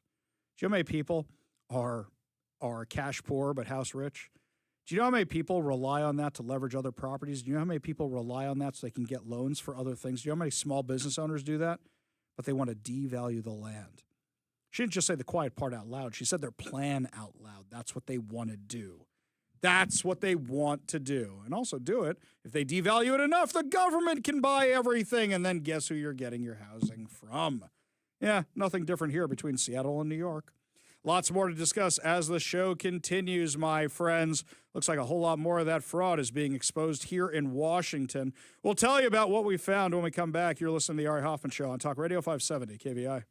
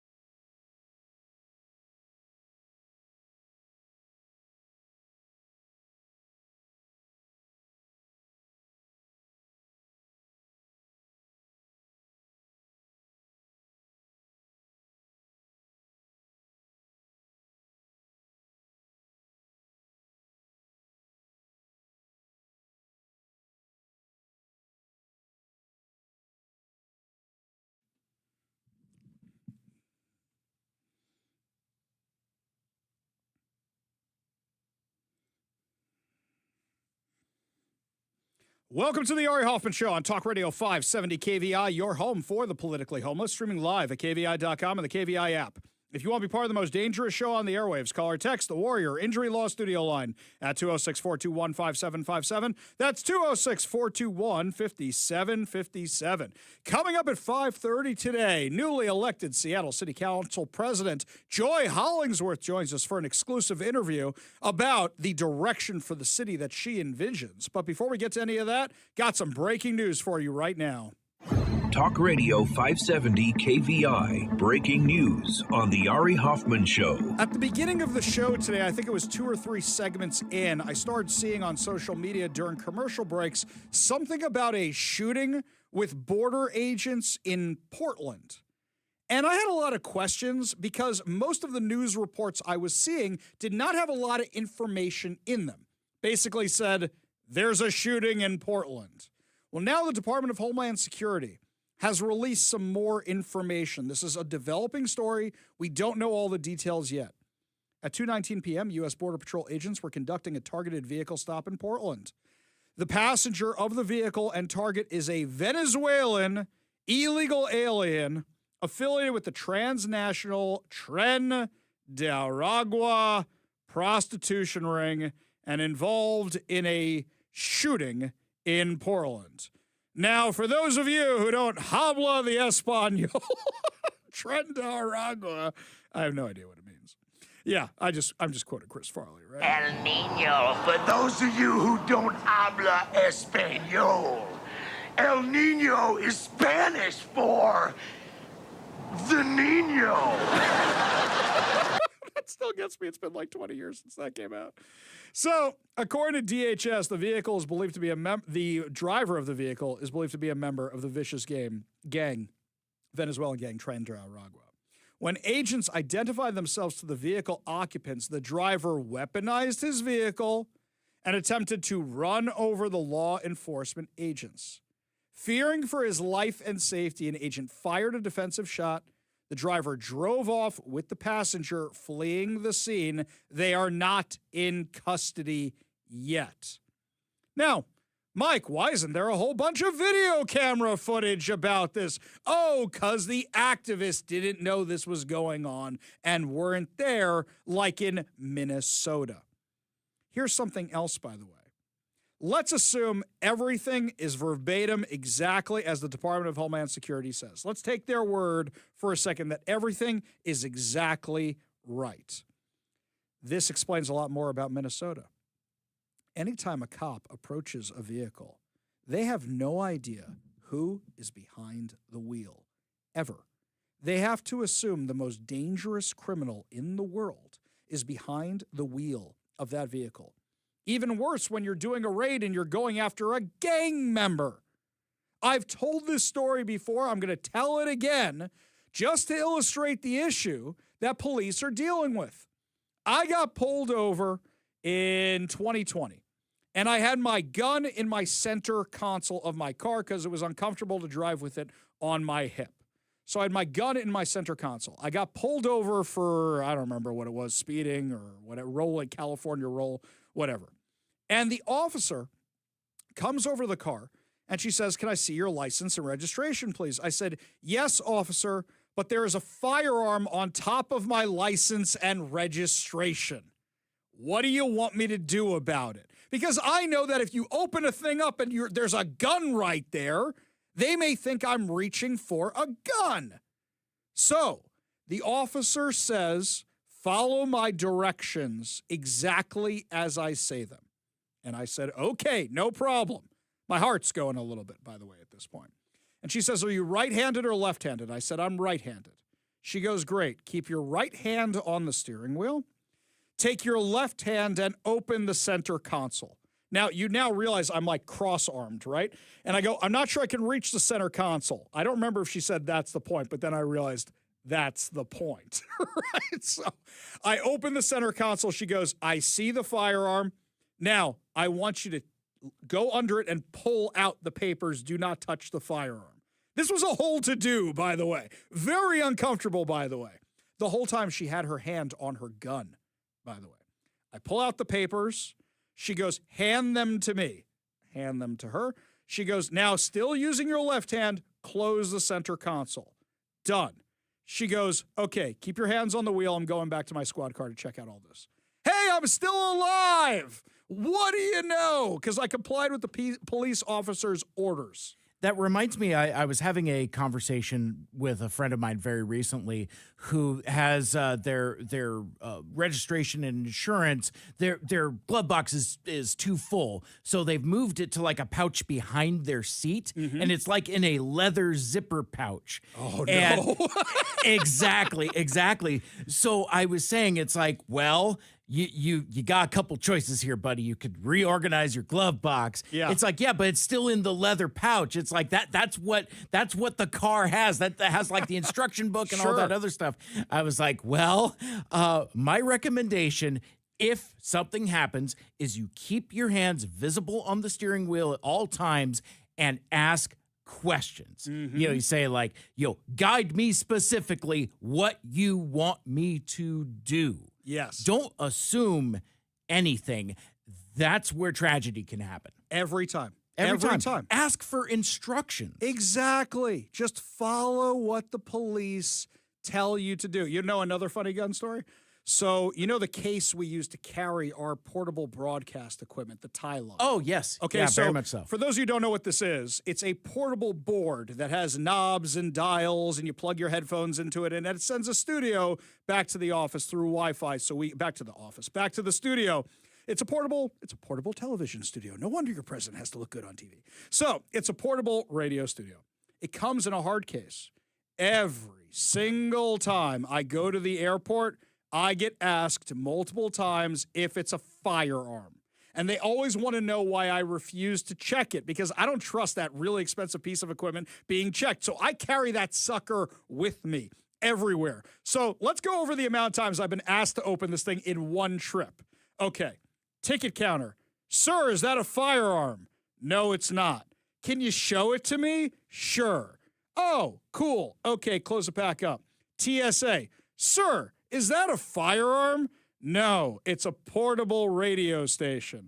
Oh, can you show it to me? I always get pulled out of line. Then I get to the gate. Sir, is that a firearm? No, it's a portable radio station. Oh, can you show it to me? The amount of times I get stopped because I'm so paranoid about something happening to this thing and checked baggage that I carry it with me. That's what I do. But guess what? People want to go home safe. People want to go home alive. Now, immediately when the story broke, what did I start seeing on social media? All we knew was that there was a shooting in Portland involving ICE. Now, you know that Twitter has two tabs at the top, for those of you who don't do the social media? It's got two tabs. One of them says, for you, and one of them says, following. Now, this is very deceiving, Elon Musk, and even though you commented on one of my posts today, this is still not great. The for you section is everybody you want to fight with that it thinks you might be interested in. The following section is everybody you follow whose opinions you're actually interested in. So I clicked over to the for you section, and what do you know? Every single post is, we have to shut down ICE. We have to stop Donald Trump. Did they kill another mother? What did they do now? Every single one. It's a gang member. It's a gang member, according to DHS. So my question really here is, once again, is that how much about the incident in Minnesota, in Minneapolis, do we not know? We have discussed this issue a lot, but as we said in the beginning of the show, we got a whole lot more new facts today. One, why were there activists filming this? Why were there activists screaming in the video? How'd they know where ICE was going to be? How'd they know where this car was going to be? Well, that woman was an activist, and her wife was filming her. What's her wife doing out of the car? They were trying to provoke a reaction, and they got one. I'm not saying the woman deserved to die, but they went there looking for a fight. The ICE agent had previously been dragged by somebody else who hit him with a car a few months ago. The woman, who's the wife of the woman who was killed was caught on video going, "It's all my fault. It's all my fault. I sent her. It's all my fault." Guys, this was an avoidable tragedy. Now I'm going to say something really, really controversial. And if you want to call and yell at me, I'm going to give you the phone number now, 206-421-5757. That's 206-421-5757. On January 6th, the Democrats walked down the steps of the Capitol. And what they do when they walk down the steps of the Capitol, they were kind of walking the way they did when they delivered the Trump impeachment, when they did the walking across the Capitol to the other side, which is all performative nonsense. This was performative nonsense. They're carrying candles and little paper cups. It looks like Mr. Miyagi's father's funeral in Karate Kid 2. Right. Who's the person who died on January 6th? Ashley Babbitt. So, wait a minute. Everybody here knows I'm not the biggest Ashley Babbitt fan for a second here. But are you mourning Ashley Babbitt? And wait a second. Ashley Babbitt got killed by an officer who opened fire on her. So you're not mad about Ashley Babbitt, but you're mad about the gal down in Minnesota. Are you seeing a little bit of the hypocrisy here? Now, just to call balls and strikes, and this is where it's going to tick everybody off. I say, and you are welcome to call me and yell at me at 206-421-5757 or text me. Ashley Babbitt didn't have to put herself in that situation either. We've looked at that video numerous times where they are literally shattering that door, climbing through that door. She did not have to put her in that situation either. She didn't need to die either, but she put herself in that position. And every time I bring this up, a lot of you call and get mad at me, but let's call balls and strikes here. If you're going to compare it from one angle, compare it from the other angle as well. Both were avoidable tragedies. Absolutely avoidable tragedies. But it's fascinating who the Democrats choose to idolize. Mike, you know what's going to happen next? Let's say they find the Tren de Aragua members. Let's say they find them. He was a father who had children. Oh, he had children. The drug dealer of the vicious gang had children. Oh, we need to help him. Oh, we need, just watch. I mean, come on. They defended Maduro, didn't they? They were defending Maduro. Why wouldn't they be defending Tren de Aragua? They were defending Hamas. Why wouldn't they be defending Tren de Aragua? Of course they would be. Of course they would be.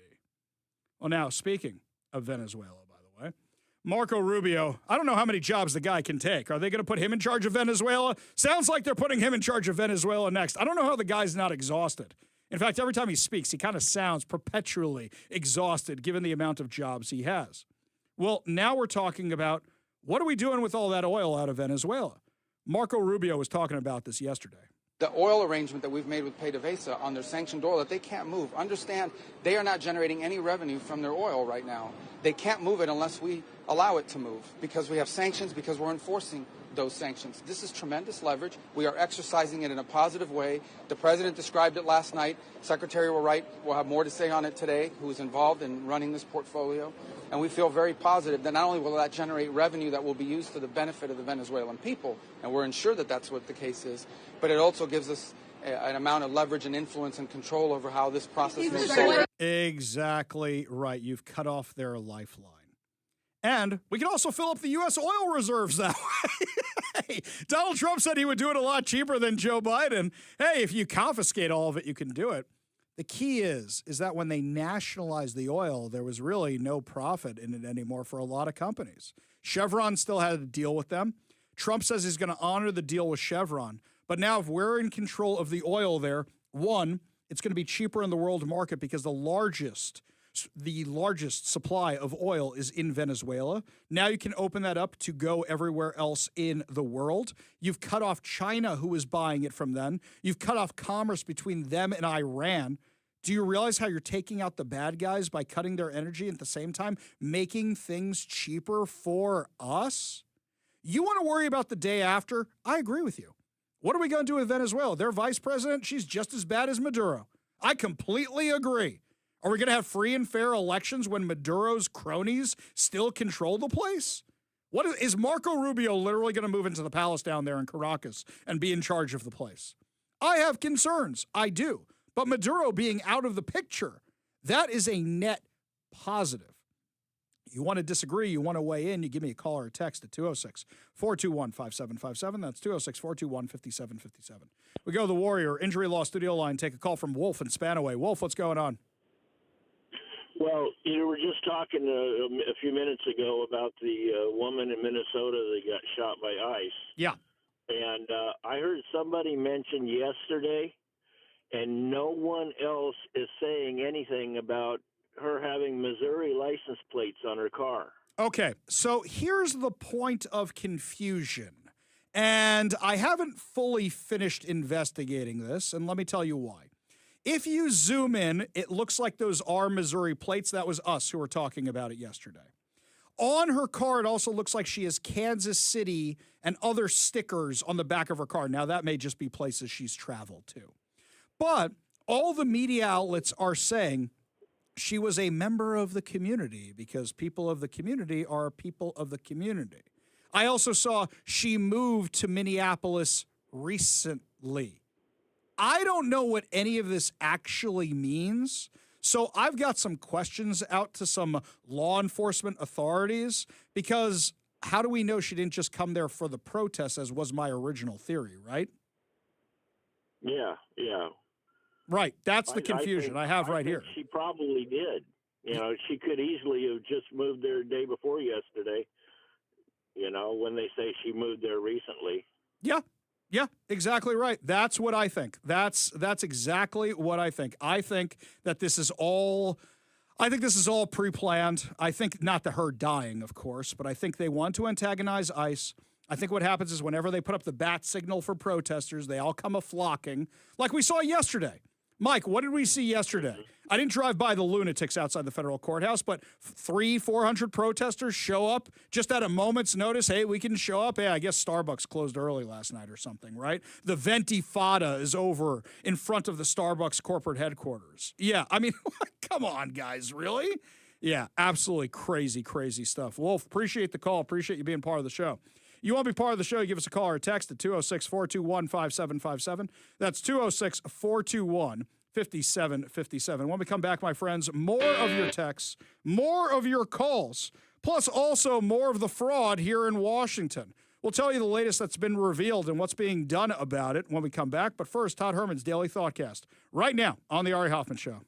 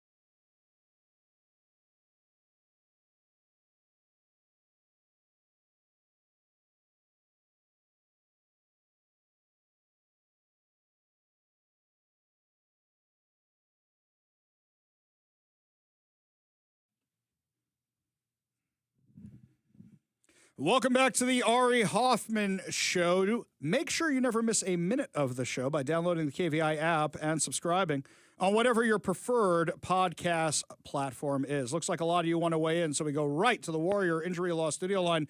Take a call from Terry in Parkland. Terry, what's going on? Hey, Ari. I just want to talk about when you were comparing Babbitt with the woman that got shot in Minneapolis. Mm-hmm. I agree with you with all points except for one. You were comparing, they both put themselves in that, but one was trying to run over an ICE agent and one was just trying to break down a door and was shot. Okay. So all right. Hang on a second here. Hang on a second. What was the building you're trying to break down the door of?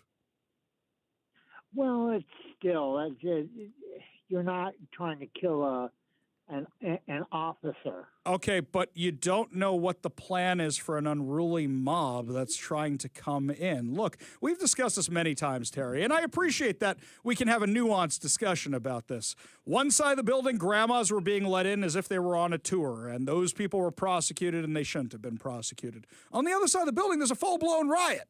There's a full-blown riot going on, and you're trying to break down the doors of a government building. Let me ask you this, Terry. The people in Portland who protested for 120 days against the ICE facility, if they had tried to break down the door of the ICE facility, do you think they deserve to get shot? Well, yeah, that's a law enforcement place. Okay. All right, let's try this a little different here. Let's do this a little different. The ones who were trying to break down the doors of the federal courthouse in 2020 for 120 consecutive nights, do you think they would have deserved to get shot? Absolutely. So what's the difference between that and the U.S. Capitol? Well, they make laws there, and that's kind of the people's house. Courthouse isn't really the people's house. So wait a second. We're allowed to break down the doors of the people's house? Well, we're not allowed to do it, but I guess what my point is that she was not the only one there. Why was she the only one that got shot and killed? Well, because from my vantage in the video, she was the first one in. And if you're outnumbered, you set an example so nobody else does it. Now, I'm not saying she deserved to die. I'm going to say this again. I'm not saying she deserved to die because otherwise I'm going to get all these angry phone calls, right? I'm not saying she deserved to die, but once again, she was in a situation she shouldn't have been in, doing something she should have been doing. And if we want to compare what happened to Ashley Babbitt to the gal in Minnesota, where the left is mad about one and ignoring the other, or treating one as a hero, one as a martyr, and the other one as a criminal, we have to call balls and strikes on all of it. Terry, appreciate the call, appreciate the intellectual exercise. You want to be part of the show, you give us a call or a text at 206-421-5757. That's 206-421-5757. Now, as we discussed earlier in the show, there's a lot of allegations of fraud here in Washington. Now, Congressman Michael Baumgartner announced today that he wants HHS and the Agriculture Department to do a full investigation of federal funds that are going to Washington to make sure there are guidelines about what they're doing and to make sure there are guardrails to keep the fraud from happening and to make sure there's no fraud. Now, mind you, this is a very reasonable request. He didn't ask for them to investigate fraud. He didn't ask for them to arrest anybody. He didn't ask for them to go into the Somalian community. What's his community? Agriculture, Eastern Washington. He said, I am concerned about my constituents. Can we make sure there are guardrails in place and there is no fraud going on?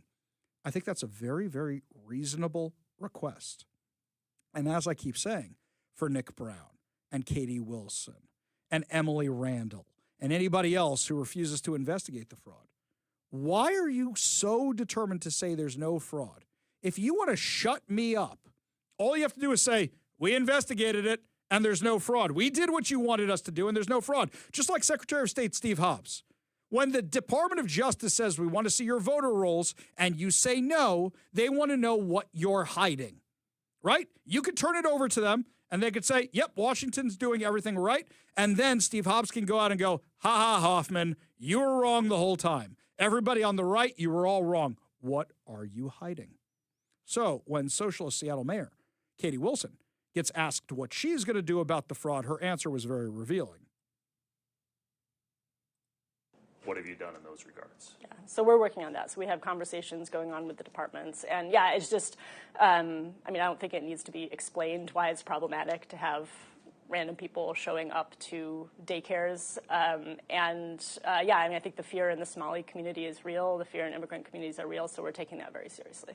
Along those lines, have you asked anyone to follow up on the fraud claims, either to the Department of Immigrant and Refugee Affairs or SPD? No. So there's, as far as you're concerned right now, there's no reason to suggest there's any sort of fraud?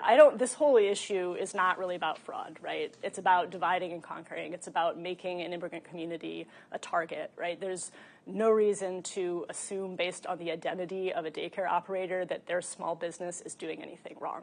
I'm not assuming based on the identity. In fact, I haven't looked up the identities of the people who run these daycares.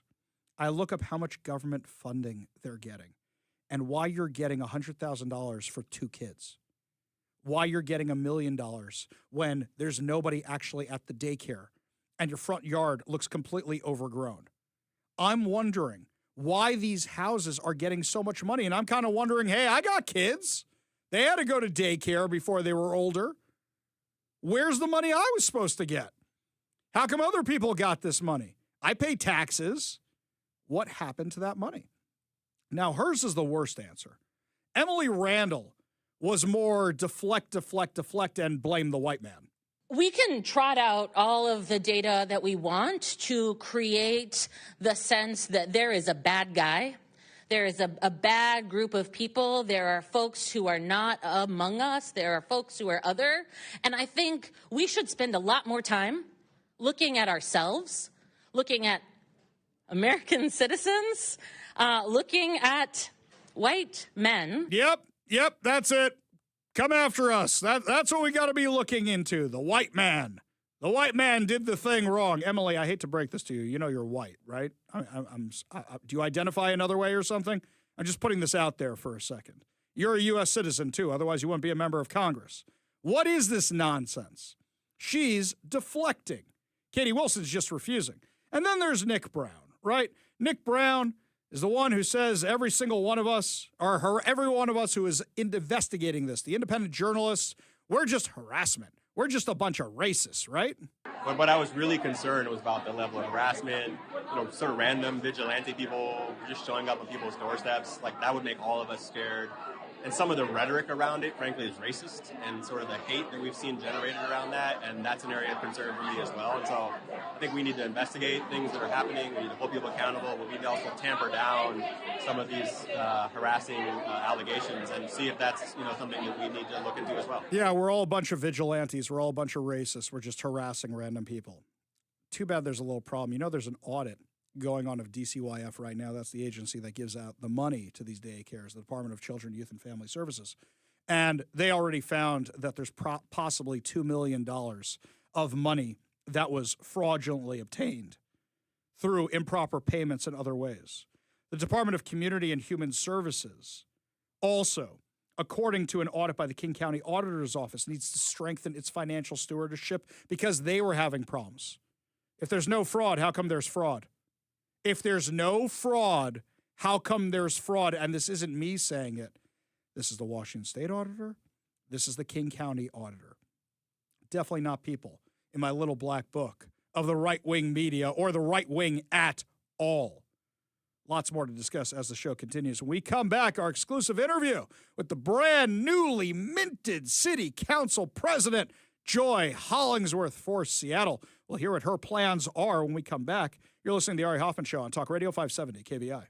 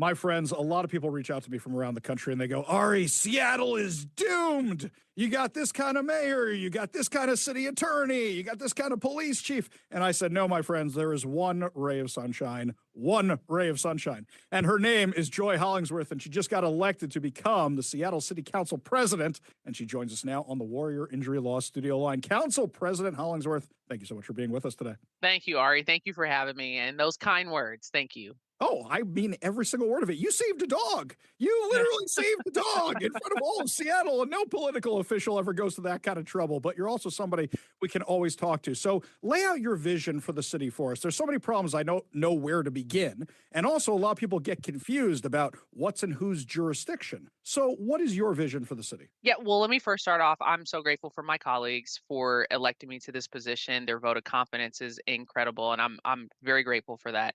The second piece is, as a governing body, we're going to be focused on the basics. And my next question to you, I'm going to ask you, what are your basics that you want for the city to deliver on? Like, what are your simple basics? And that's my question. What are your basics? I love this. This is great. This is the best interview I've ever done. So I'll tell you, my basics are basically the roads, emergency services. Those are all big things. Is the place safe? And am I going to be regulated out of my own house or taxed out of my own house? The utilities, are they going to be running? Those are my basics. That is all I'm really looking for. That's what, as a governing body, that is what we have been elected to do as a body, right? To focus on those basics: the water, the sewer, the garbage, the electricity, your rates, the cleanliness of parks, how long the police are responding to you, emergency. Those are the basics as a governing body. Individually, there are different ideas, there are different goals that individual council members have, but those are the basics that we're going to be focusing on, where we can find commonality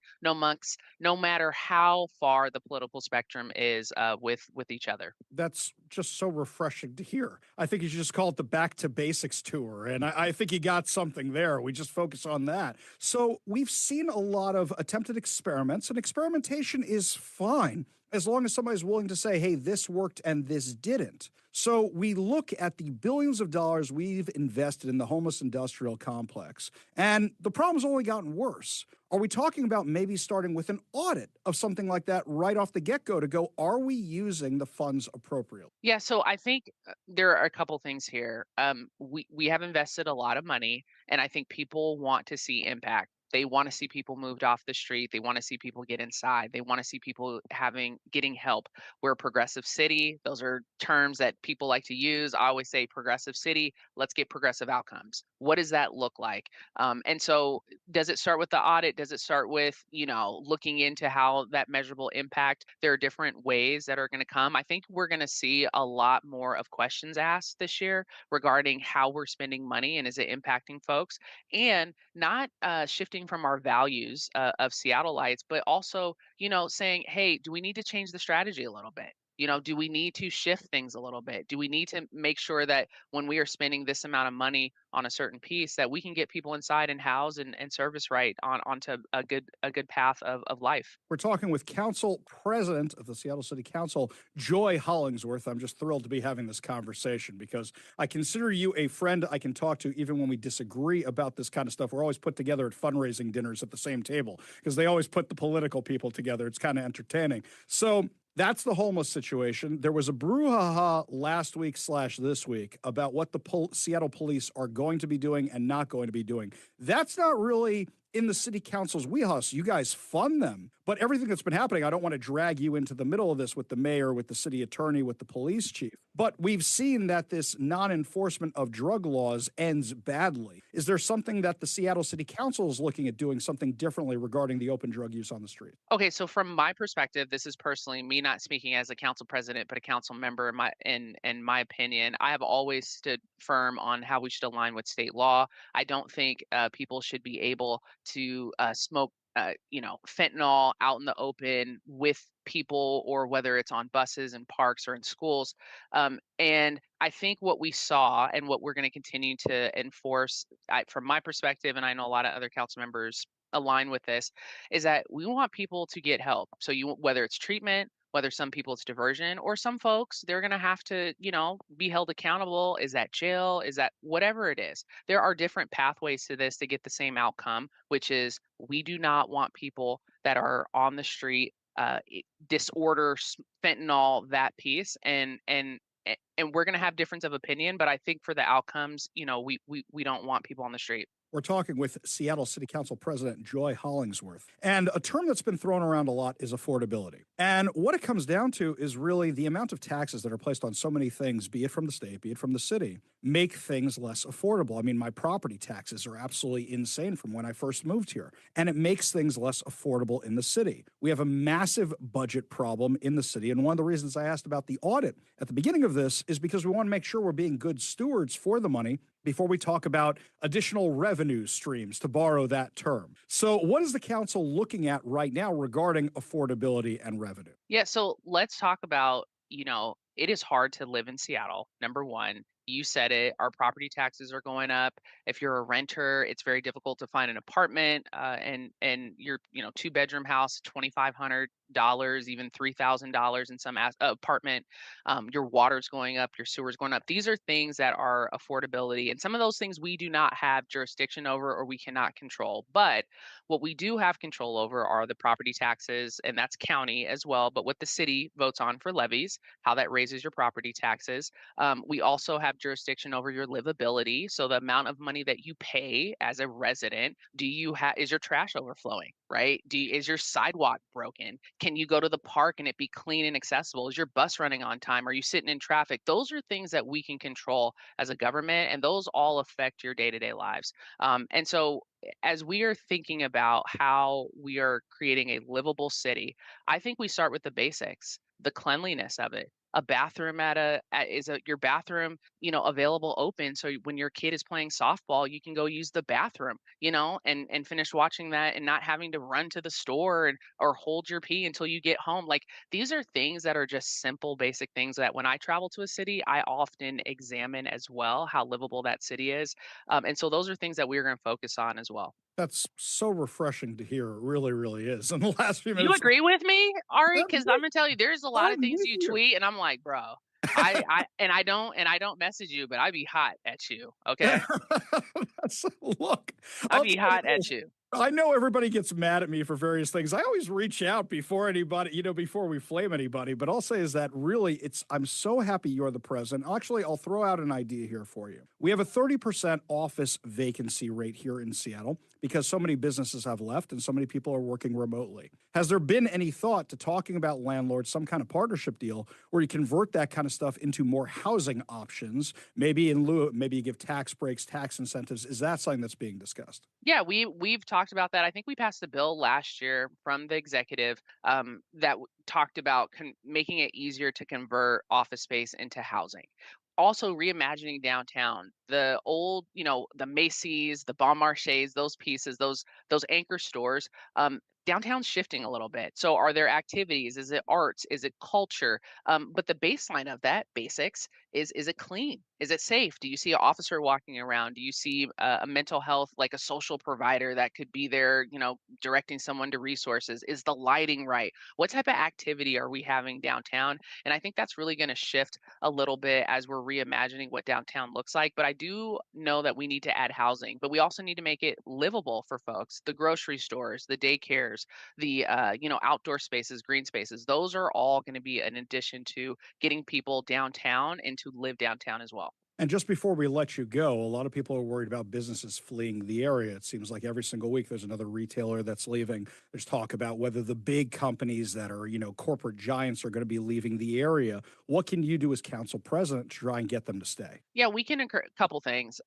I would love more public-private partnerships. I think Seattle has not leveraged that. We are in a city that has a ton of companies that have a worldwide reach. Okay, from Amazon, you have Starbucks, you have Boeing. I mean, Boeing's, their footprint is here. Costco, Microsoft. I can go down the line of worldwide companies that have chosen the Seattle and Seattle region as their home. More public-private partnerships.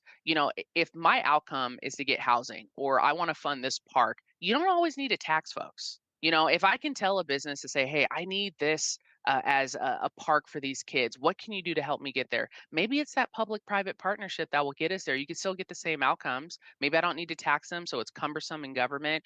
Maybe sometimes some people said it is taxation. Who knows? But I want to open up all conversation and channels to figure out what are the outcomes and how can we best get there for the least amount of impact, the greatest amount of where we don't have to overburden people as well. Council President Joy Hollingsworth, it's such a pleasure. I'm so happy you are in that job. I cannot think of anybody better suited for it. I wish you only success in this, and thank you so much for joining us today. Really do appreciate it. Thank you, Ari. I appreciate the time and looking forward to connecting with you again. Always a pleasure. We got a whole lot more to discuss as the show continues. You're listening to the Ari Hoffman Show on Talk Radio 570 KVI.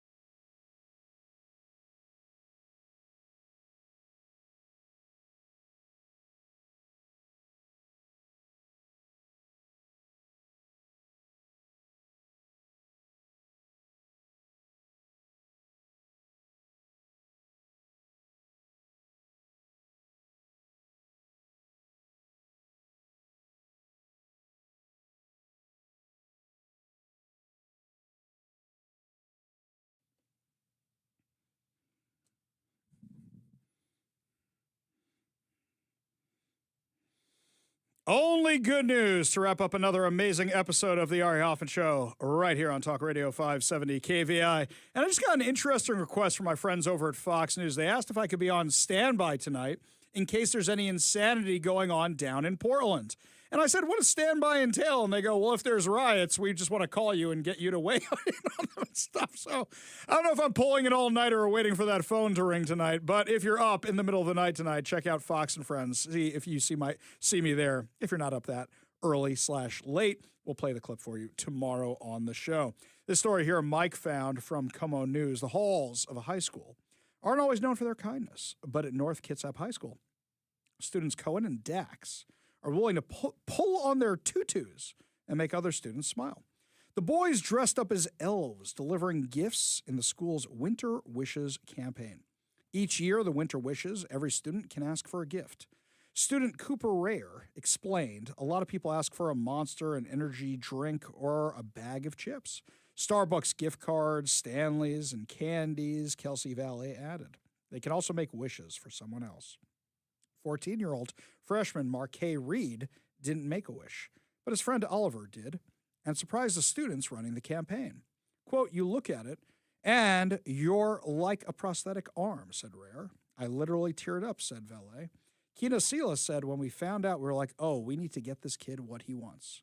Marquet, who was born with just a portion of his left arm, found humor in the wish for a prosthetic arm. When it first got brought up, I just thought it was a funny idea, he said. And then it got out of proportion. Jared Prince is the teacher who oversees Winter Wishes. He heard about this particular wish from a colleague. The teacher asked. She said, Marquez, do you want this to happen? He said, absolutely. So she said, does anybody want to donate to the cause to get Marquez an arm this year? And students just started pulling out their money. When Marquez's mother, Nicole Reed, heard about the campaign, she was touched by the generosity, but she also cautioned Marquez. I told him not to get his hopes up too much because it's a pretty big wish. So I didn't want anybody to be let down or anything, but after the first 2 weeks, I was like, oh, this might really go somewhere. By the end of the day, they had $300. By the end of the month, they had $6,000, and the total kept growing. Quote, it's been exciting to watch, and then very exciting what's been kid-led, said Marquez's mother, Nicole Reed. His sense of humor is very good about it and hasn't really held him back, but it will be nice to see how much further he can go with having a little extra help. Marquez is taking all the attention in stride. He said, I feel touched that my friend's first thought was to get me an arm, Marquez said, but mostly I find it funny. That was the first thought, to get me an arm. While students donated much of the money, the community in Poulsbo has also rallied around Marquez. The family is now waiting to find out how much insurance will cover and what sort of prosthesis they'll be able to afford. This is much better than Rocket Raccoon. I need that guy's arm. This is way better than that, but still a very nice story about that, about giving. I remember when I was in high school, we had these auctions. I went to a very wealthy, shall we say, Upper East Side high school. And whenever they would do these fundraisers, I was always blown away by the amount of money they would bring in, because kids were really generous with their parents' money. It was really nice. There was this one thing, I don't think you could do this anymore. It was literally called a slave auction. Yeah, that's literally what it was, where they would say, okay, you're this person's slave for the day, where they could buy a senior, buy a junior, buy a whoever to follow you around for the day. I think certain things are no longer allowed in our oh-so PC society. Yeah, I can't believe we literally had a thing called a slave auction. That's literally what it was, right? Oh, it's literally what it meant was like a senior girl would go on a date with a freshman boy or whatever it was. Oh, the money went to a good cause. It's okay, right? It's okay to have something called a slave auction if it all went to a good cause, right? That's perfectly fine. Holy cow. The things we didn't give a second thought about to what they were called back in the day. I remember as a senior, they auctioned off hanging out with me and my Camaro. That's right, my totally bitchin' Camaro. That's right. That was one of the things that they auctioned off. Yeah, lots of fun stuff. Oh, the things we don't do anymore. Well, anyway, my friends, that's going to wrap it up for us today. But remember is that if I am on Fox and Friends today, I'll let you know what time that'll be, so that way you can tune in and see it. If not, we'll play it for you here on the show tomorrow. But we got a whole lot more to discuss tomorrow with more insane stories. Will there be riots in Portland or Seattle tonight? Who knows? More exciting guests to weigh in on all this. You've been listening to the Ari Hoffman Show on Talk Radio 570 KVI.